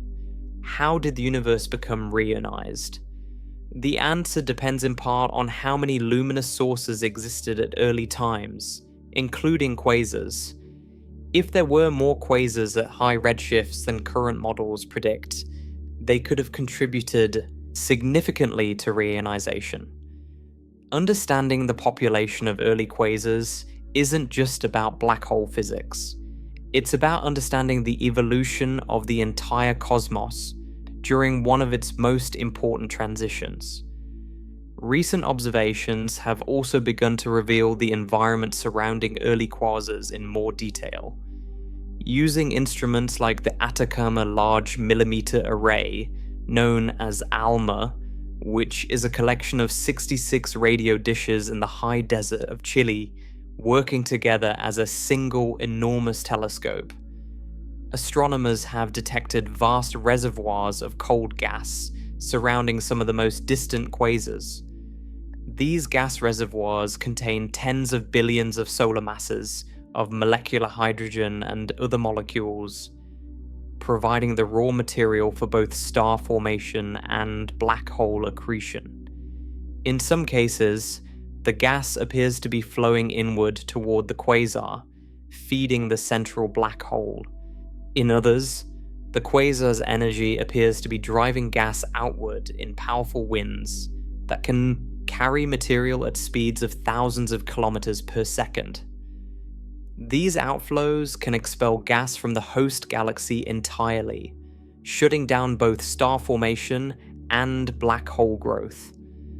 This feedback process, where the black hole's activity regulates its own growth and the growth of its host galaxy, is thought to be a key mechanism in galaxy evolution. But in the early universe, when gas was more abundant and conditions were more extreme, the balance between inflow and outflow may have been different. Perhaps the inflows were stronger, allowing the black holes to grow faster. Perhaps the outflows were weaker because the gas was denser and harder to push away.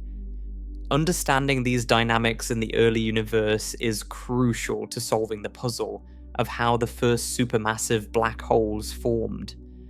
ALMA has also revealed that some early quasar host galaxies are undergoing intense episodes of star formation, producing new stars at rates of hundreds or even thousands of solar masses per year. For comparison, the Milky Way forms about 1 to 2 solar masses of new stars per year. These starburst galaxies are converting their gas into stars at rates hundreds or thousands of times higher than our own galaxy. This intense star formation is often concentrated in compact regions near the galactic center, close to the supermassive black hole. The coexistence of extreme star formation and extreme black hole accretion in the same galaxy at the same time tells us that gas was being funneled efficiently toward the center of these galaxies. Both the stars and the black hole were feeding from the same enormous reservoir of gas. Whatever mechanism was driving gas inward was feeding both processes simultaneously. This is an important clue. It suggests that the early quasar host galaxies were experiencing something unusual, perhaps a major merger with another galaxy, perhaps a particularly dense environment that channeled gas inward, perhaps some other process that concentrated vast amounts of gas in the galactic center. The conditions were exceptional. The gas supply was extraordinary, and both the galaxy and its central black hole were growing at extraordinary rates as a result. One more piece of observational evidence deserves mention: gravitational lensing. Some of the most distant quasars we've observed have been magnified by the gravitational lensing effect of massive objects between us and them. When light from a distant source passes near a massive object like a galaxy or galaxy cluster, the gravity of that object bends the light, acting like a natural magnifying glass. This bending can amplify the brightness of the distant source, making it easier to detect and study. Several high redshift quasars have been discovered precisely because gravitational lensing amplified their light enough for our telescopes to spot them. The lensing provides a bonus because by modeling the lensing geometry, astronomers can determine how much the quasar's light has been amplified, and therefore calculate its true, unlensed luminosity. In some cases, the amplification factor is substantial, meaning the quasar would have been too faint to detect without the lensing boost.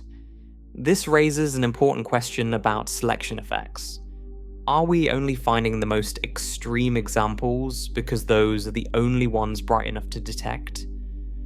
Are there many more early quasars, some with smaller black holes, that are just below our detection threshold? Almost certainly yes. The quasars we found represent the tip of the iceberg. There's likely a much larger population of less luminous active black holes at high redshifts that we haven't been able to see yet. JWST is beginning to uncover some of these fainter objects, and future telescopes will find more. But even the ones we found, the ones that are unambiguously detected and measured, are already impossible to explain with standard growth models. Adding more to the population only makes the problem more severe. It means the mechanism that created early supermassive black holes wasn't just effective, it was widespread. It operated across the young cosmos in many different environments, producing massive black holes in large numbers. Whatever we learn about how these objects formed, it has to explain not just one exceptional case, but an entire population. Let me also mention something that astronomers have noticed about the luminosity function of quasars at different epochs. The luminosity function is essentially a census. It tells you how many quasars exist at each luminosity and at each redshift. By comparing the luminosity function at different redshifts, you can track how the quasar population evolves over time. What astronomers have found is that the quasar population peaks at a redshift of about 2 to 3, corresponding to a time when the universe was roughly 2 to 3 billion years old. This was the golden age of quasars, when the conditions were just right for producing the most luminous, active black holes. Gas was still abundant from the era of galaxy formation. Mergers between galaxies were common, driving gas toward galactic centers.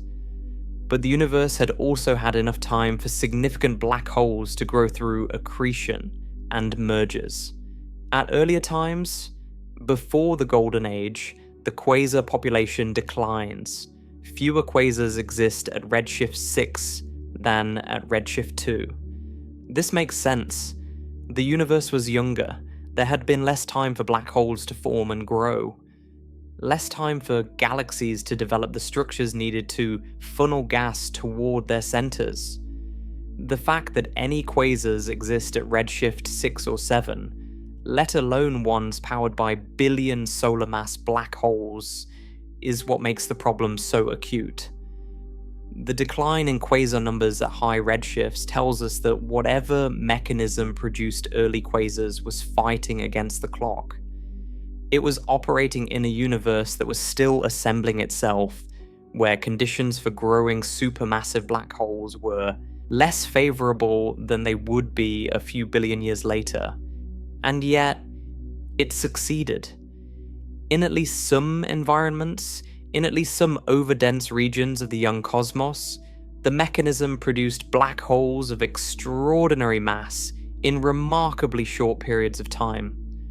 All of these observations, the individual record-breaking discoveries, the growing census of high redshift quasars, the JWST revelations about earlier epochs and host galaxies, the ALMA data on gas reservoirs and star formation rates, the gravitational lensing studies, the luminosity function evolution, taken together, they paint a consistent and compelling picture. The early universe contained a population of supermassive black holes that are very difficult to explain using standard models of black hole formation and growth.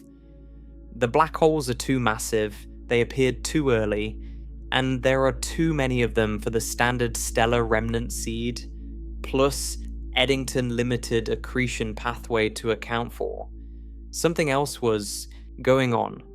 Some additional mechanisms, some different set of conditions, some process that either produced heavier seeds, allowed faster accretion, or both, must have been at work in the early universe. The observations don't tell us what that mechanism was. They can't, at least not directly. What they do is constrain the possibilities. They set boundaries on what any successful theory must explain. The theory has to produce black holes of at least hundreds of millions to billions of solar masses. It has to do so within the first billion years of cosmic history. It has to work in multiple environments across the observable universe. It has to be consistent with what we see in the host galaxies, and it has to operate within the known laws of physics. Those constraints are tight. They eliminate many possible explanations and place severe demands on those that remain. And that brings us to the most exciting part of this story. The theoretical ideas that astrophysicists have developed to try to solve this puzzle. Ideas that push our understanding of the early universe to its limits, and that may ultimately reveal something profound about how the cosmos built its first great structures. The observations are clear. Supermassive black holes, containing hundreds of millions to billions of solar masses, existed in the first billion years of cosmic history. Standard models of black hole growth can't explain them. So astrophysicists have been forced to think creatively, to propose mechanisms that go beyond the conventional picture and that push our understanding of the early universe into genuinely new territory. These proposals fall into several broad categories, each with its own strengths, its own weaknesses, and its own predictions that can potentially be tested with current or future observations. None of them fully solves the puzzle on its own, but together they represent our best current understanding of how the universe might have built its first supermassive black holes, and they reveal something important about the early cosmos. It was a far stranger and more extreme place than most people realize. The first and perhaps most widely discussed proposal is called the direct collapse black hole scenario.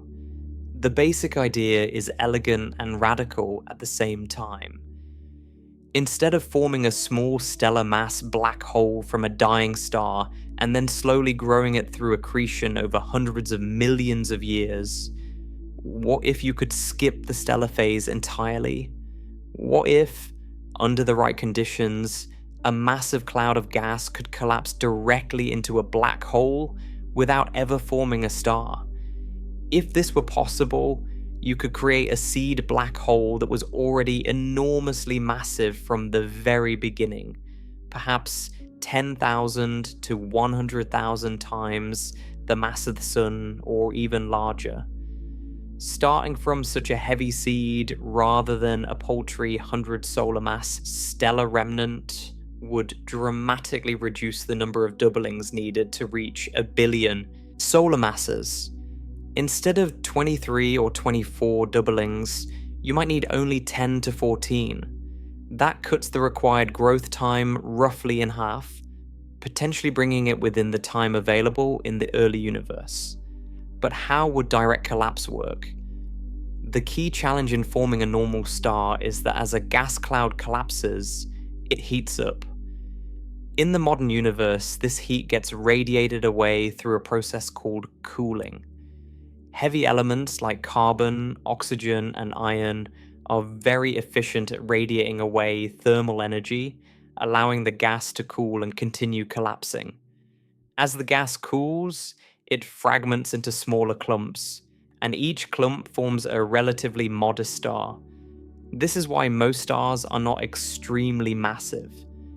The gas fragments before it can all collapse into a single object. But in the very early universe, the gas was pristine. It contained only hydrogen and helium, the two elements produced in the Big Bang. There were no heavy elements because no stars had yet lived and died to produce them. Hydrogen and helium are much less efficient at cooling gas than heavier elements. Without efficient cooling, the gas stays hotter and resists fragmentation. Instead of breaking up into many small clumps that form small stars, the cloud could potentially remain as a single massive clump and collapse all at once. Under certain conditions, this massive clump might not form a star at all. If the collapse is rapid enough and the mass is large enough, the infalling gas might overwhelm any nuclear burn-in that tries to start. The object passes through any potential stellar phase so quickly that it effectively goes straight from a collapsing gas cloud to a black hole. No star, no supernova, just a direct transition from gas to black hole. The result would be a seed black hole with a mass of perhaps 10,000 to 100,000 solar masses, created almost instantaneously in cosmic terms. But direct collapse requires very specific conditions. The most important is the suppression of molecular hydrogen cooling. In primordial gas, molecular hydrogen, which is two hydrogen atoms bonded together, is the primary coolant. It's not very efficient compared to heavier elements, but it's effective enough to allow the gas to cool and fragment under normal circumstances, producing normal first-generation stars rather than directly collapsing black holes. For direct collapse to work, you need to prevent molecular hydrogen from forming or destroy it as fast as it forms. The most commonly proposed mechanism for this is a strong flux of ultraviolet radiation from nearby star-forming galaxies.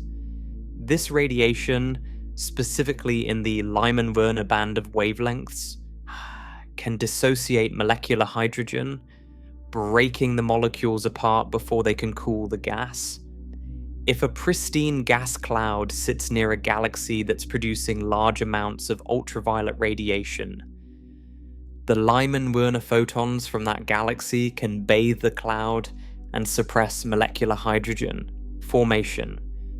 Without molecular hydrogen cooling, the gas stays hot, doesn't fragment, and can potentially undergo direct collapse into a massive black hole. The problem is that this requires a very precise setup.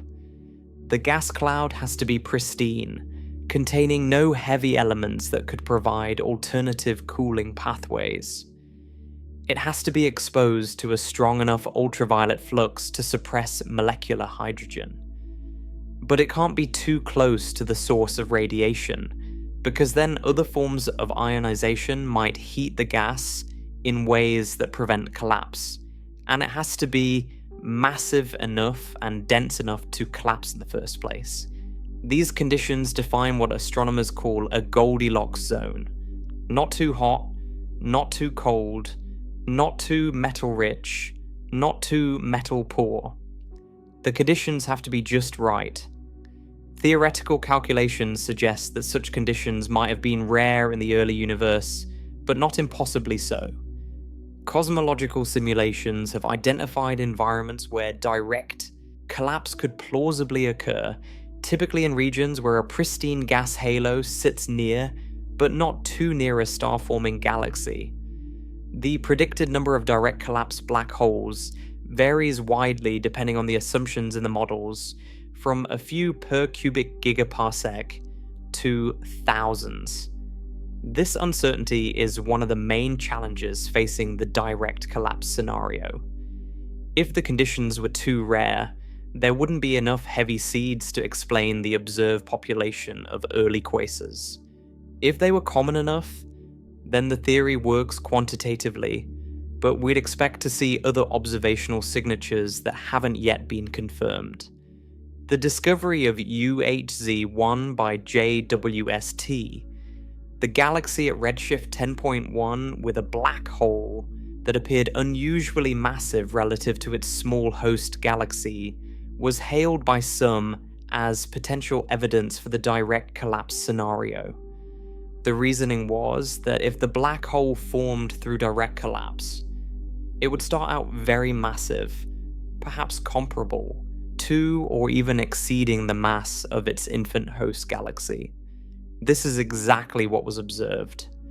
The black hole in UHZ1 appeared to have a mass comparable to the total stellar mass of its host galaxy, a configuration that's very unusual in the local universe, but predicted by direct collapse models. This isn't proof. One object consistent with a theory doesn't confirm that theory, but it's an encouraging data point, and astronomers are searching for more examples. The second major proposal for solving the early quasar problem is super Eddington accretion. As I discussed earlier, the Eddington limit sets a theoretical maximum on how fast a black hole can accrete matter through a standard thin accretion disk. But the Eddington limit isn't an absolute law of nature in the way that, say, the speed of light is.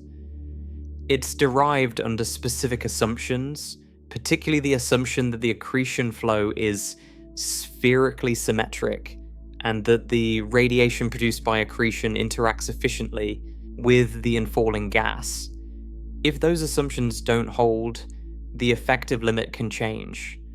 In the early universe, conditions around forming black holes might have been very different from the idealized scenarios used to derive the Eddington limit. If accretion occurs through a thick disk or a quasi-spherical flow rather than a thin disk, the geometry can trap radiation within the flow, preventing it from escaping and exerting outward pressure on the infalling gas. Photons get advected inward with the gas, carried along rather than escaping. This is sometimes called photon trapping, and in this regime the effective Eddington limit can be exceeded, potentially by large factors.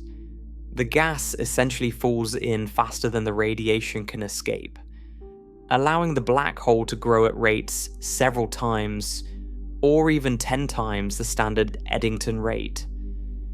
This type of accretion, called slim disk accretion or super Eddington accretion, has been studied theoretically for decades.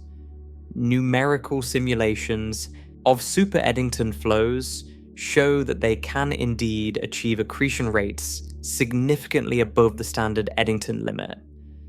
Some simulations find sustained accretion rates of 3 to 5 times the Eddington rate.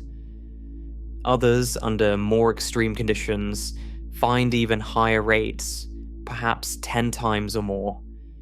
If super Eddington accretion operated in the early universe, it could dramatically accelerate black hole growth. Instead of doubling its mass every 45 million years, a black hole accreting at 5 times the Eddington rate might double its mass every 9 million years or so. This would allow a stellar mass seed to reach 1 billion solar masses much faster, potentially within the time available. But there are important caveats. Super Eddington accretion requires a copious supply of gas delivered to the black hole at very high rates. The gas has to be available continuously and has to be able to reach the black hole without being disrupted. In the chaotic environment of the early universe, sustaining such high accretion rates for hundreds of millions of years is far from guaranteed. There's also the question of how efficiently the accreting mass gets added to the black hole. In the super Eddington regime, a significant fraction of the infalling material might be blown away by outflows and jets rather than being swallowed. The net growth rate, the rate at which the black hole's mass actually increases, might be lower than the gross accretion rate suggests. Simulations disagree on this point. Some find that most of the infalling mass gets added to the black hole. Others find that powerful outflows eject a significant fraction, reducing the net growth rate. Additionally, super Eddington accretion has been observed in some astrophysical systems in the local universe. Certain ultra-luminous X-ray sources, extremely bright X-ray emitting objects found in nearby galaxies, appear to be stellar mass black holes or neutron stars accreting above the Eddington limit.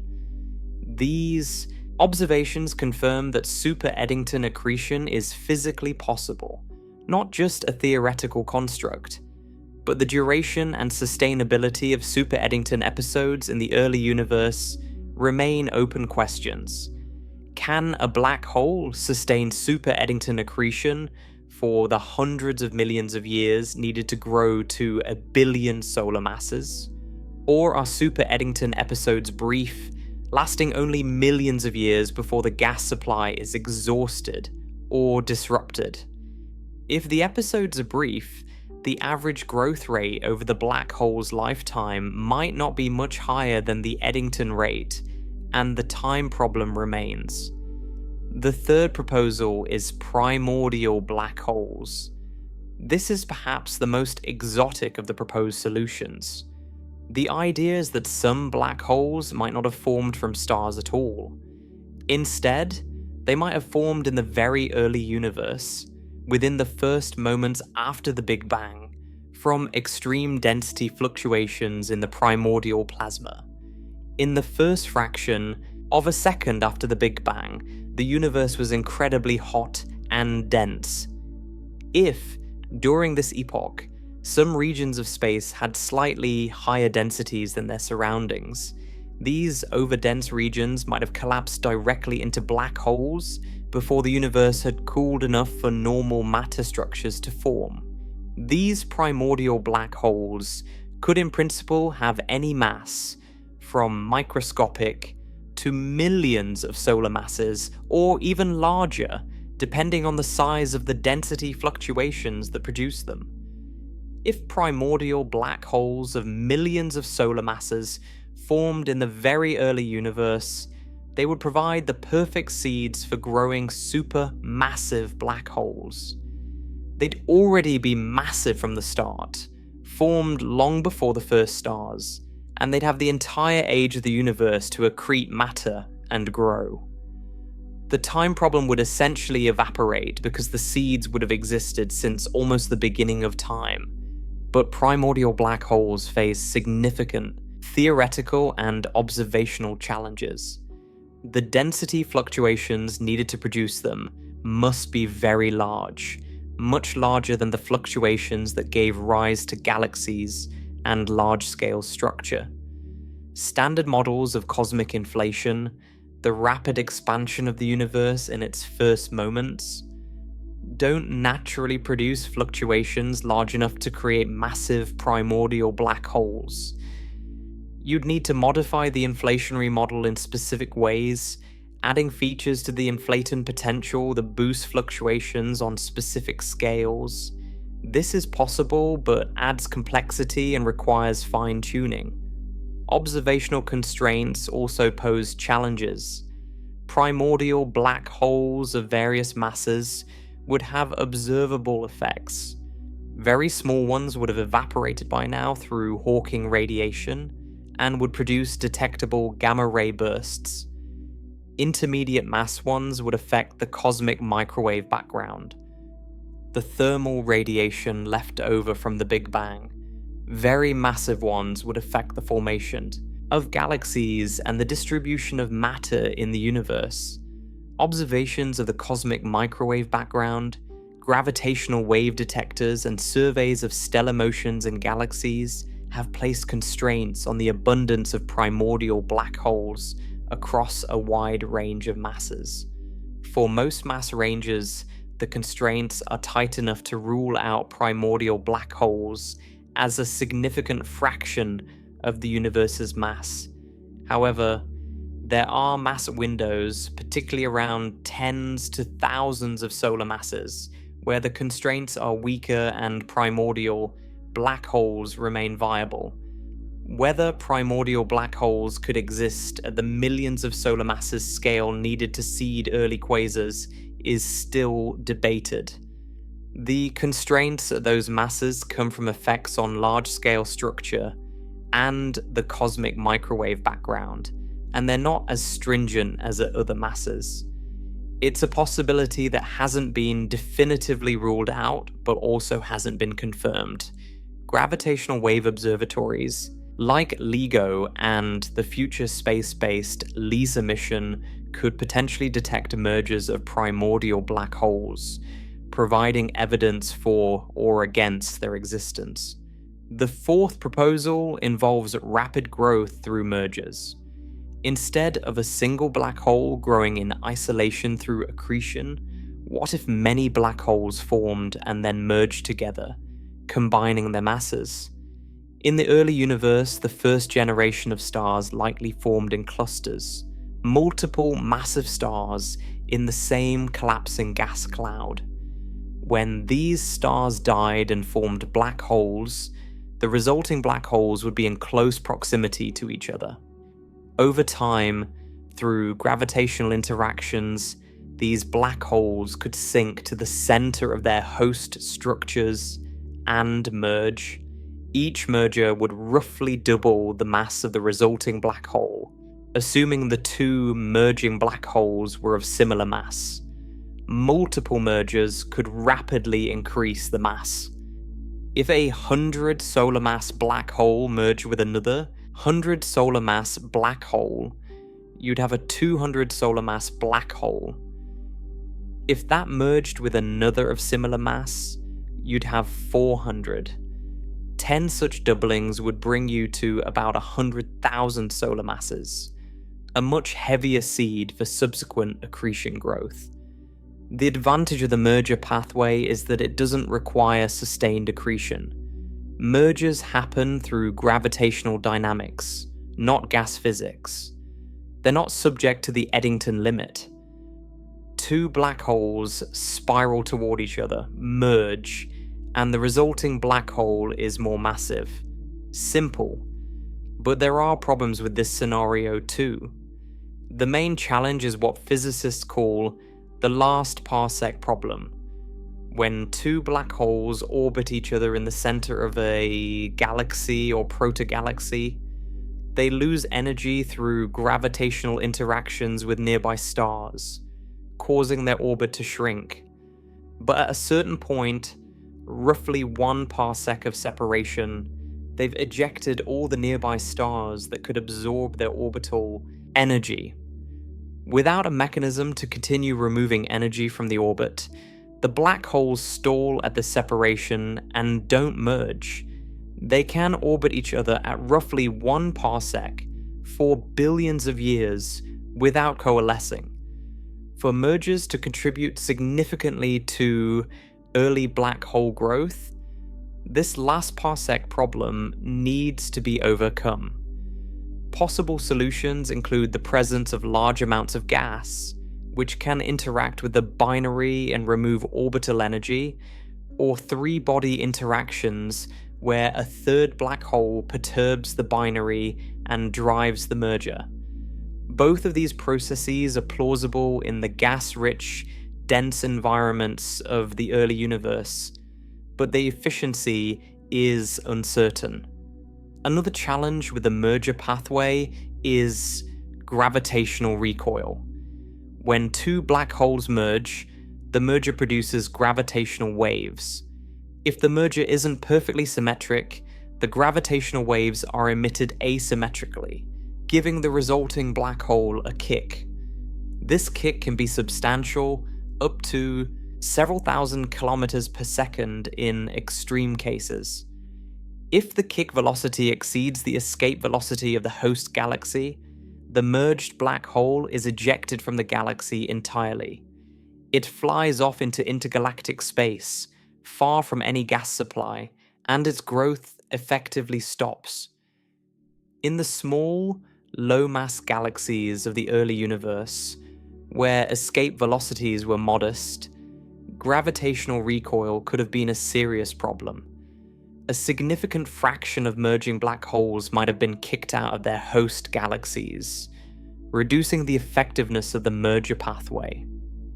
Simulations that model the merger history of early black holes, tracking multiple generations of mergers, accretion, and gravitational recoil, find that the pathway can work under favorable conditions but is not guaranteed.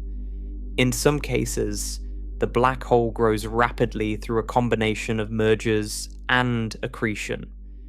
In others, gravitational recoil ejects the black hole and shuts down its growth.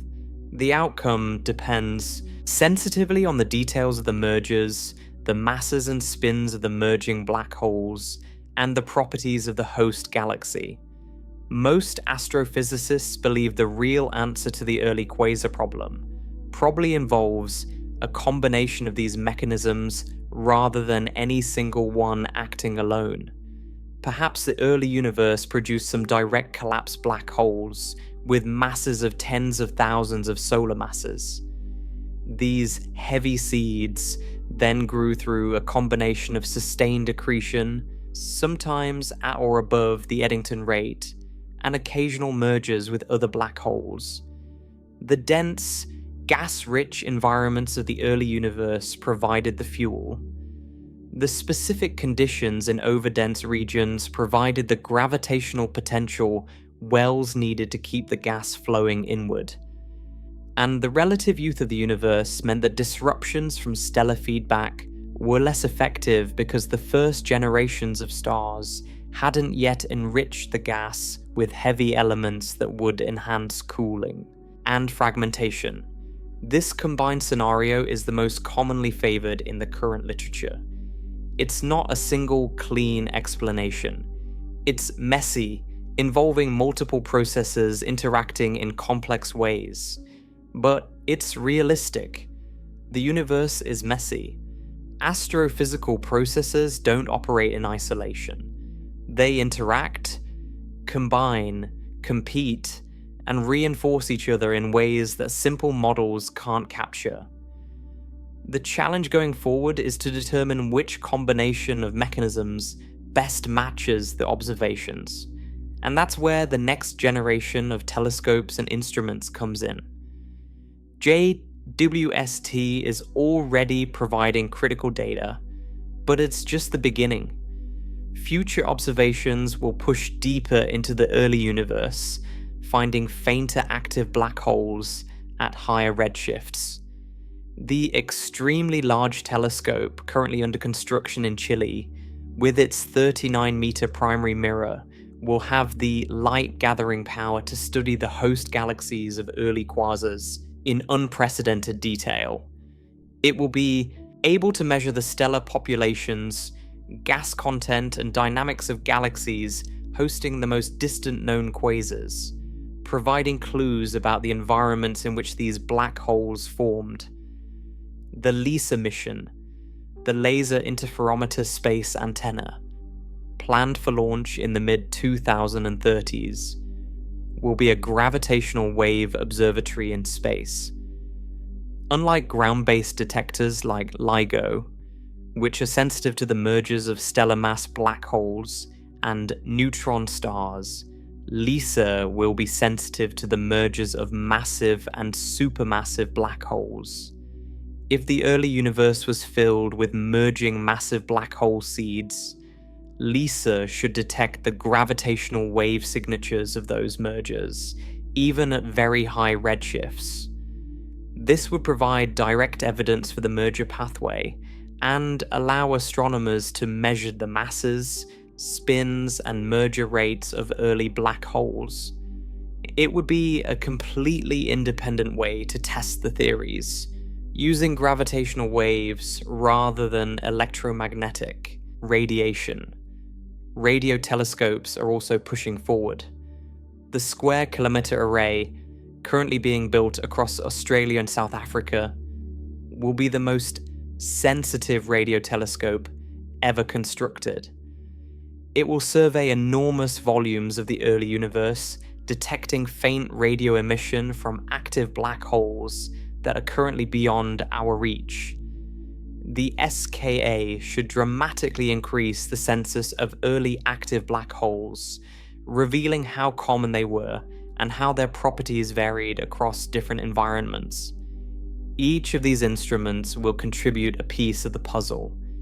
Together, they'll provide a much clearer picture of the first supermassive black holes, how they formed, how they grew, and how they shaped the galaxies around them. We may not have the complete answer for years or decades, but the trajectory of progress is clear. We're learning more with every observation, and the pace of discovery is accelerating. What's remarkable about the early quasar problem is that it sits at the intersection of so many areas of physics and astronomy. Understanding these objects requires knowledge of general relativity, which governs the behavior of black holes and space-time. It requires knowledge of radiation physics, which governs how matter and light interact in accretion disks. It requires knowledge of cosmology, which tells us the age and expansion history of the universe. It requires knowledge of galaxy formation, which tells us how gas collects into structures and flows toward galactic centers. It requires knowledge of stellar evolution, which tells us how the first stars lived and died. And it requires knowledge of particle physics and quantum mechanics if primordial black holes are involved. The problem touches nearly every branch of astrophysics. Solving it will almost certainly teach us something new about multiple areas of physics simultaneously.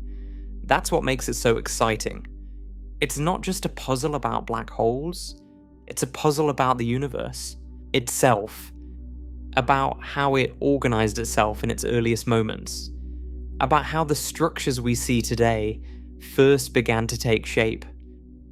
And perhaps the most profound thing about this puzzle is what it tells us about the nature of scientific understanding. The existence of early quasars doesn't mean our physics is wrong. General relativity works. The Eddington limit is real. The speed of light is constant. Black holes behave exactly as theory predicts. The laws of physics aren't broken. What's incomplete is our understanding of the conditions and processes in the early universe. The laws are fine, it's the initial conditions, the specific environments, the particular combinations of circumstances that we haven't fully grasped. The quasars are telling us that the early universe was more complex, more dynamic, and more capable of producing extreme objects than our models had assumed. They're telling us that the universe found pathways to build massive structures faster than we thought possible, not by violating physics, but by exploiting conditions that we hadn't fully imagined. This is how science works at its best. Observations challenge existing understanding. Theorists propose new ideas, new instruments test those ideas, and understanding advances, not in a straight line, but in a spiral, circling back to old questions with new data, refining answers that were once crude, discarding ideas that don't survive confrontation with reality, and building, slowly but surely, a more complete picture of the cosmos. The quasars that shouldn't exist, those impossible beacons shining across 13 billion years of cosmic history, are not embarrassments for astrophysics. They're invitations. They're the universe telling us that there's more to learn, more to discover, more to understand. They're evidence that the cosmos is more creative, more resourceful, and more surprising than we gave it credit for. And that's thrilling. So the next time you look up at the night sky, think about what's out there beyond the stars you can see with your naked eyes. Think about the fact that in the deepest reaches of space, at distances so vast that the light has been traveling for nearly the entire age of the universe, there are objects so luminous they outshine 1,000 galaxies. Objects powered by black holes so massive that their very existence in the young cosmos challenges our understanding of how the universe works. Objects that appeared impossibly early, impossibly massive, impossibly bright, and yet there they are, real, observed, undeniable. The universe built something extraordinary in its first billion years, something our models struggle to explain, something that pushes the boundaries of what we thought was possible. And we're still figuring out how it did it. That's the beauty of this mystery. It's not closed, it's wide open. Every new telescope, every new observation, Every new simulation brings us closer to the answer. But the question itself, how do you build a billion solar mass black hole in a universe that's barely begun, remains one of the deepest and most fascinating questions in all of astronomy. We live in a remarkable time. We have the tools to detect these objects across billions of light years.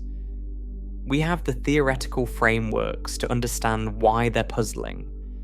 We have new instruments coming online that will push our observations deeper into the early universe than ever before. And we have the collective creativity of thousands of scientists working on the problem from every angle, theorists and observers, simulators and experimentalists, all trying to piece together the story of how the universe built its first great engines of light. The early quasars are not just distant objects, they're messengers from the dawn of time, carrying information about the conditions and processes that shaped the universe when it was young. Every photon from an early quasar that arrives at our telescopes has been traveling for over 13 billion years, crossing a universe that has been expanding and evolving the entire time. Those photons carry encoded in their wavelengths, their intensities, their arrival patterns, the story of what happened at the beginning. And we're learning to read that story, one observation at a time. The universe is not obligated to make sense to us. It doesn't owe us simple explanations. It operates according to its own laws in its own way, regardless of whether we find the results convenient or comprehensible. But the remarkable thing is that we can understand it, at least in part. We can look at objects 13 billion light years away and figure out what they are, how massive the black holes powering them must be, and why their existence is surprising. We can do the math and see where our models fall short. We can propose solutions and test them against new data. That ability, that capacity for understanding the cosmos, is itself extraordinary. We are made of the same atoms that were forged in the first generation of stars, the same matter that filled the young universe when these quasars were shining. And now, 13.8 billion years later, some of that matter has organized itself into beings capable of looking back across all that time and space and asking how it all happened. The quasars shouldn't exist, and yet they do. That's the puzzle, and it's one of the most beautiful puzzles in all of science. Not because we have the answer, but because the question itself reveals how much the universe still has to teach us. Thank you for joining me on this journey through one of the most compelling mysteries in modern astrophysics. If you found this exploration valuable, a like or subscribe would mean the world to me. It helps this channel grow and allows me to keep making these deep dives into the cosmos. And remember, the next time you look up at the night sky, somewhere out there, beyond the stars and galaxies you can see ancient light from impossible, objects are still streaming toward us, carrying the secrets of a universe that was far more extraordinary in its youth than anyone imagined. Good night, and may the universe never stop surprising you.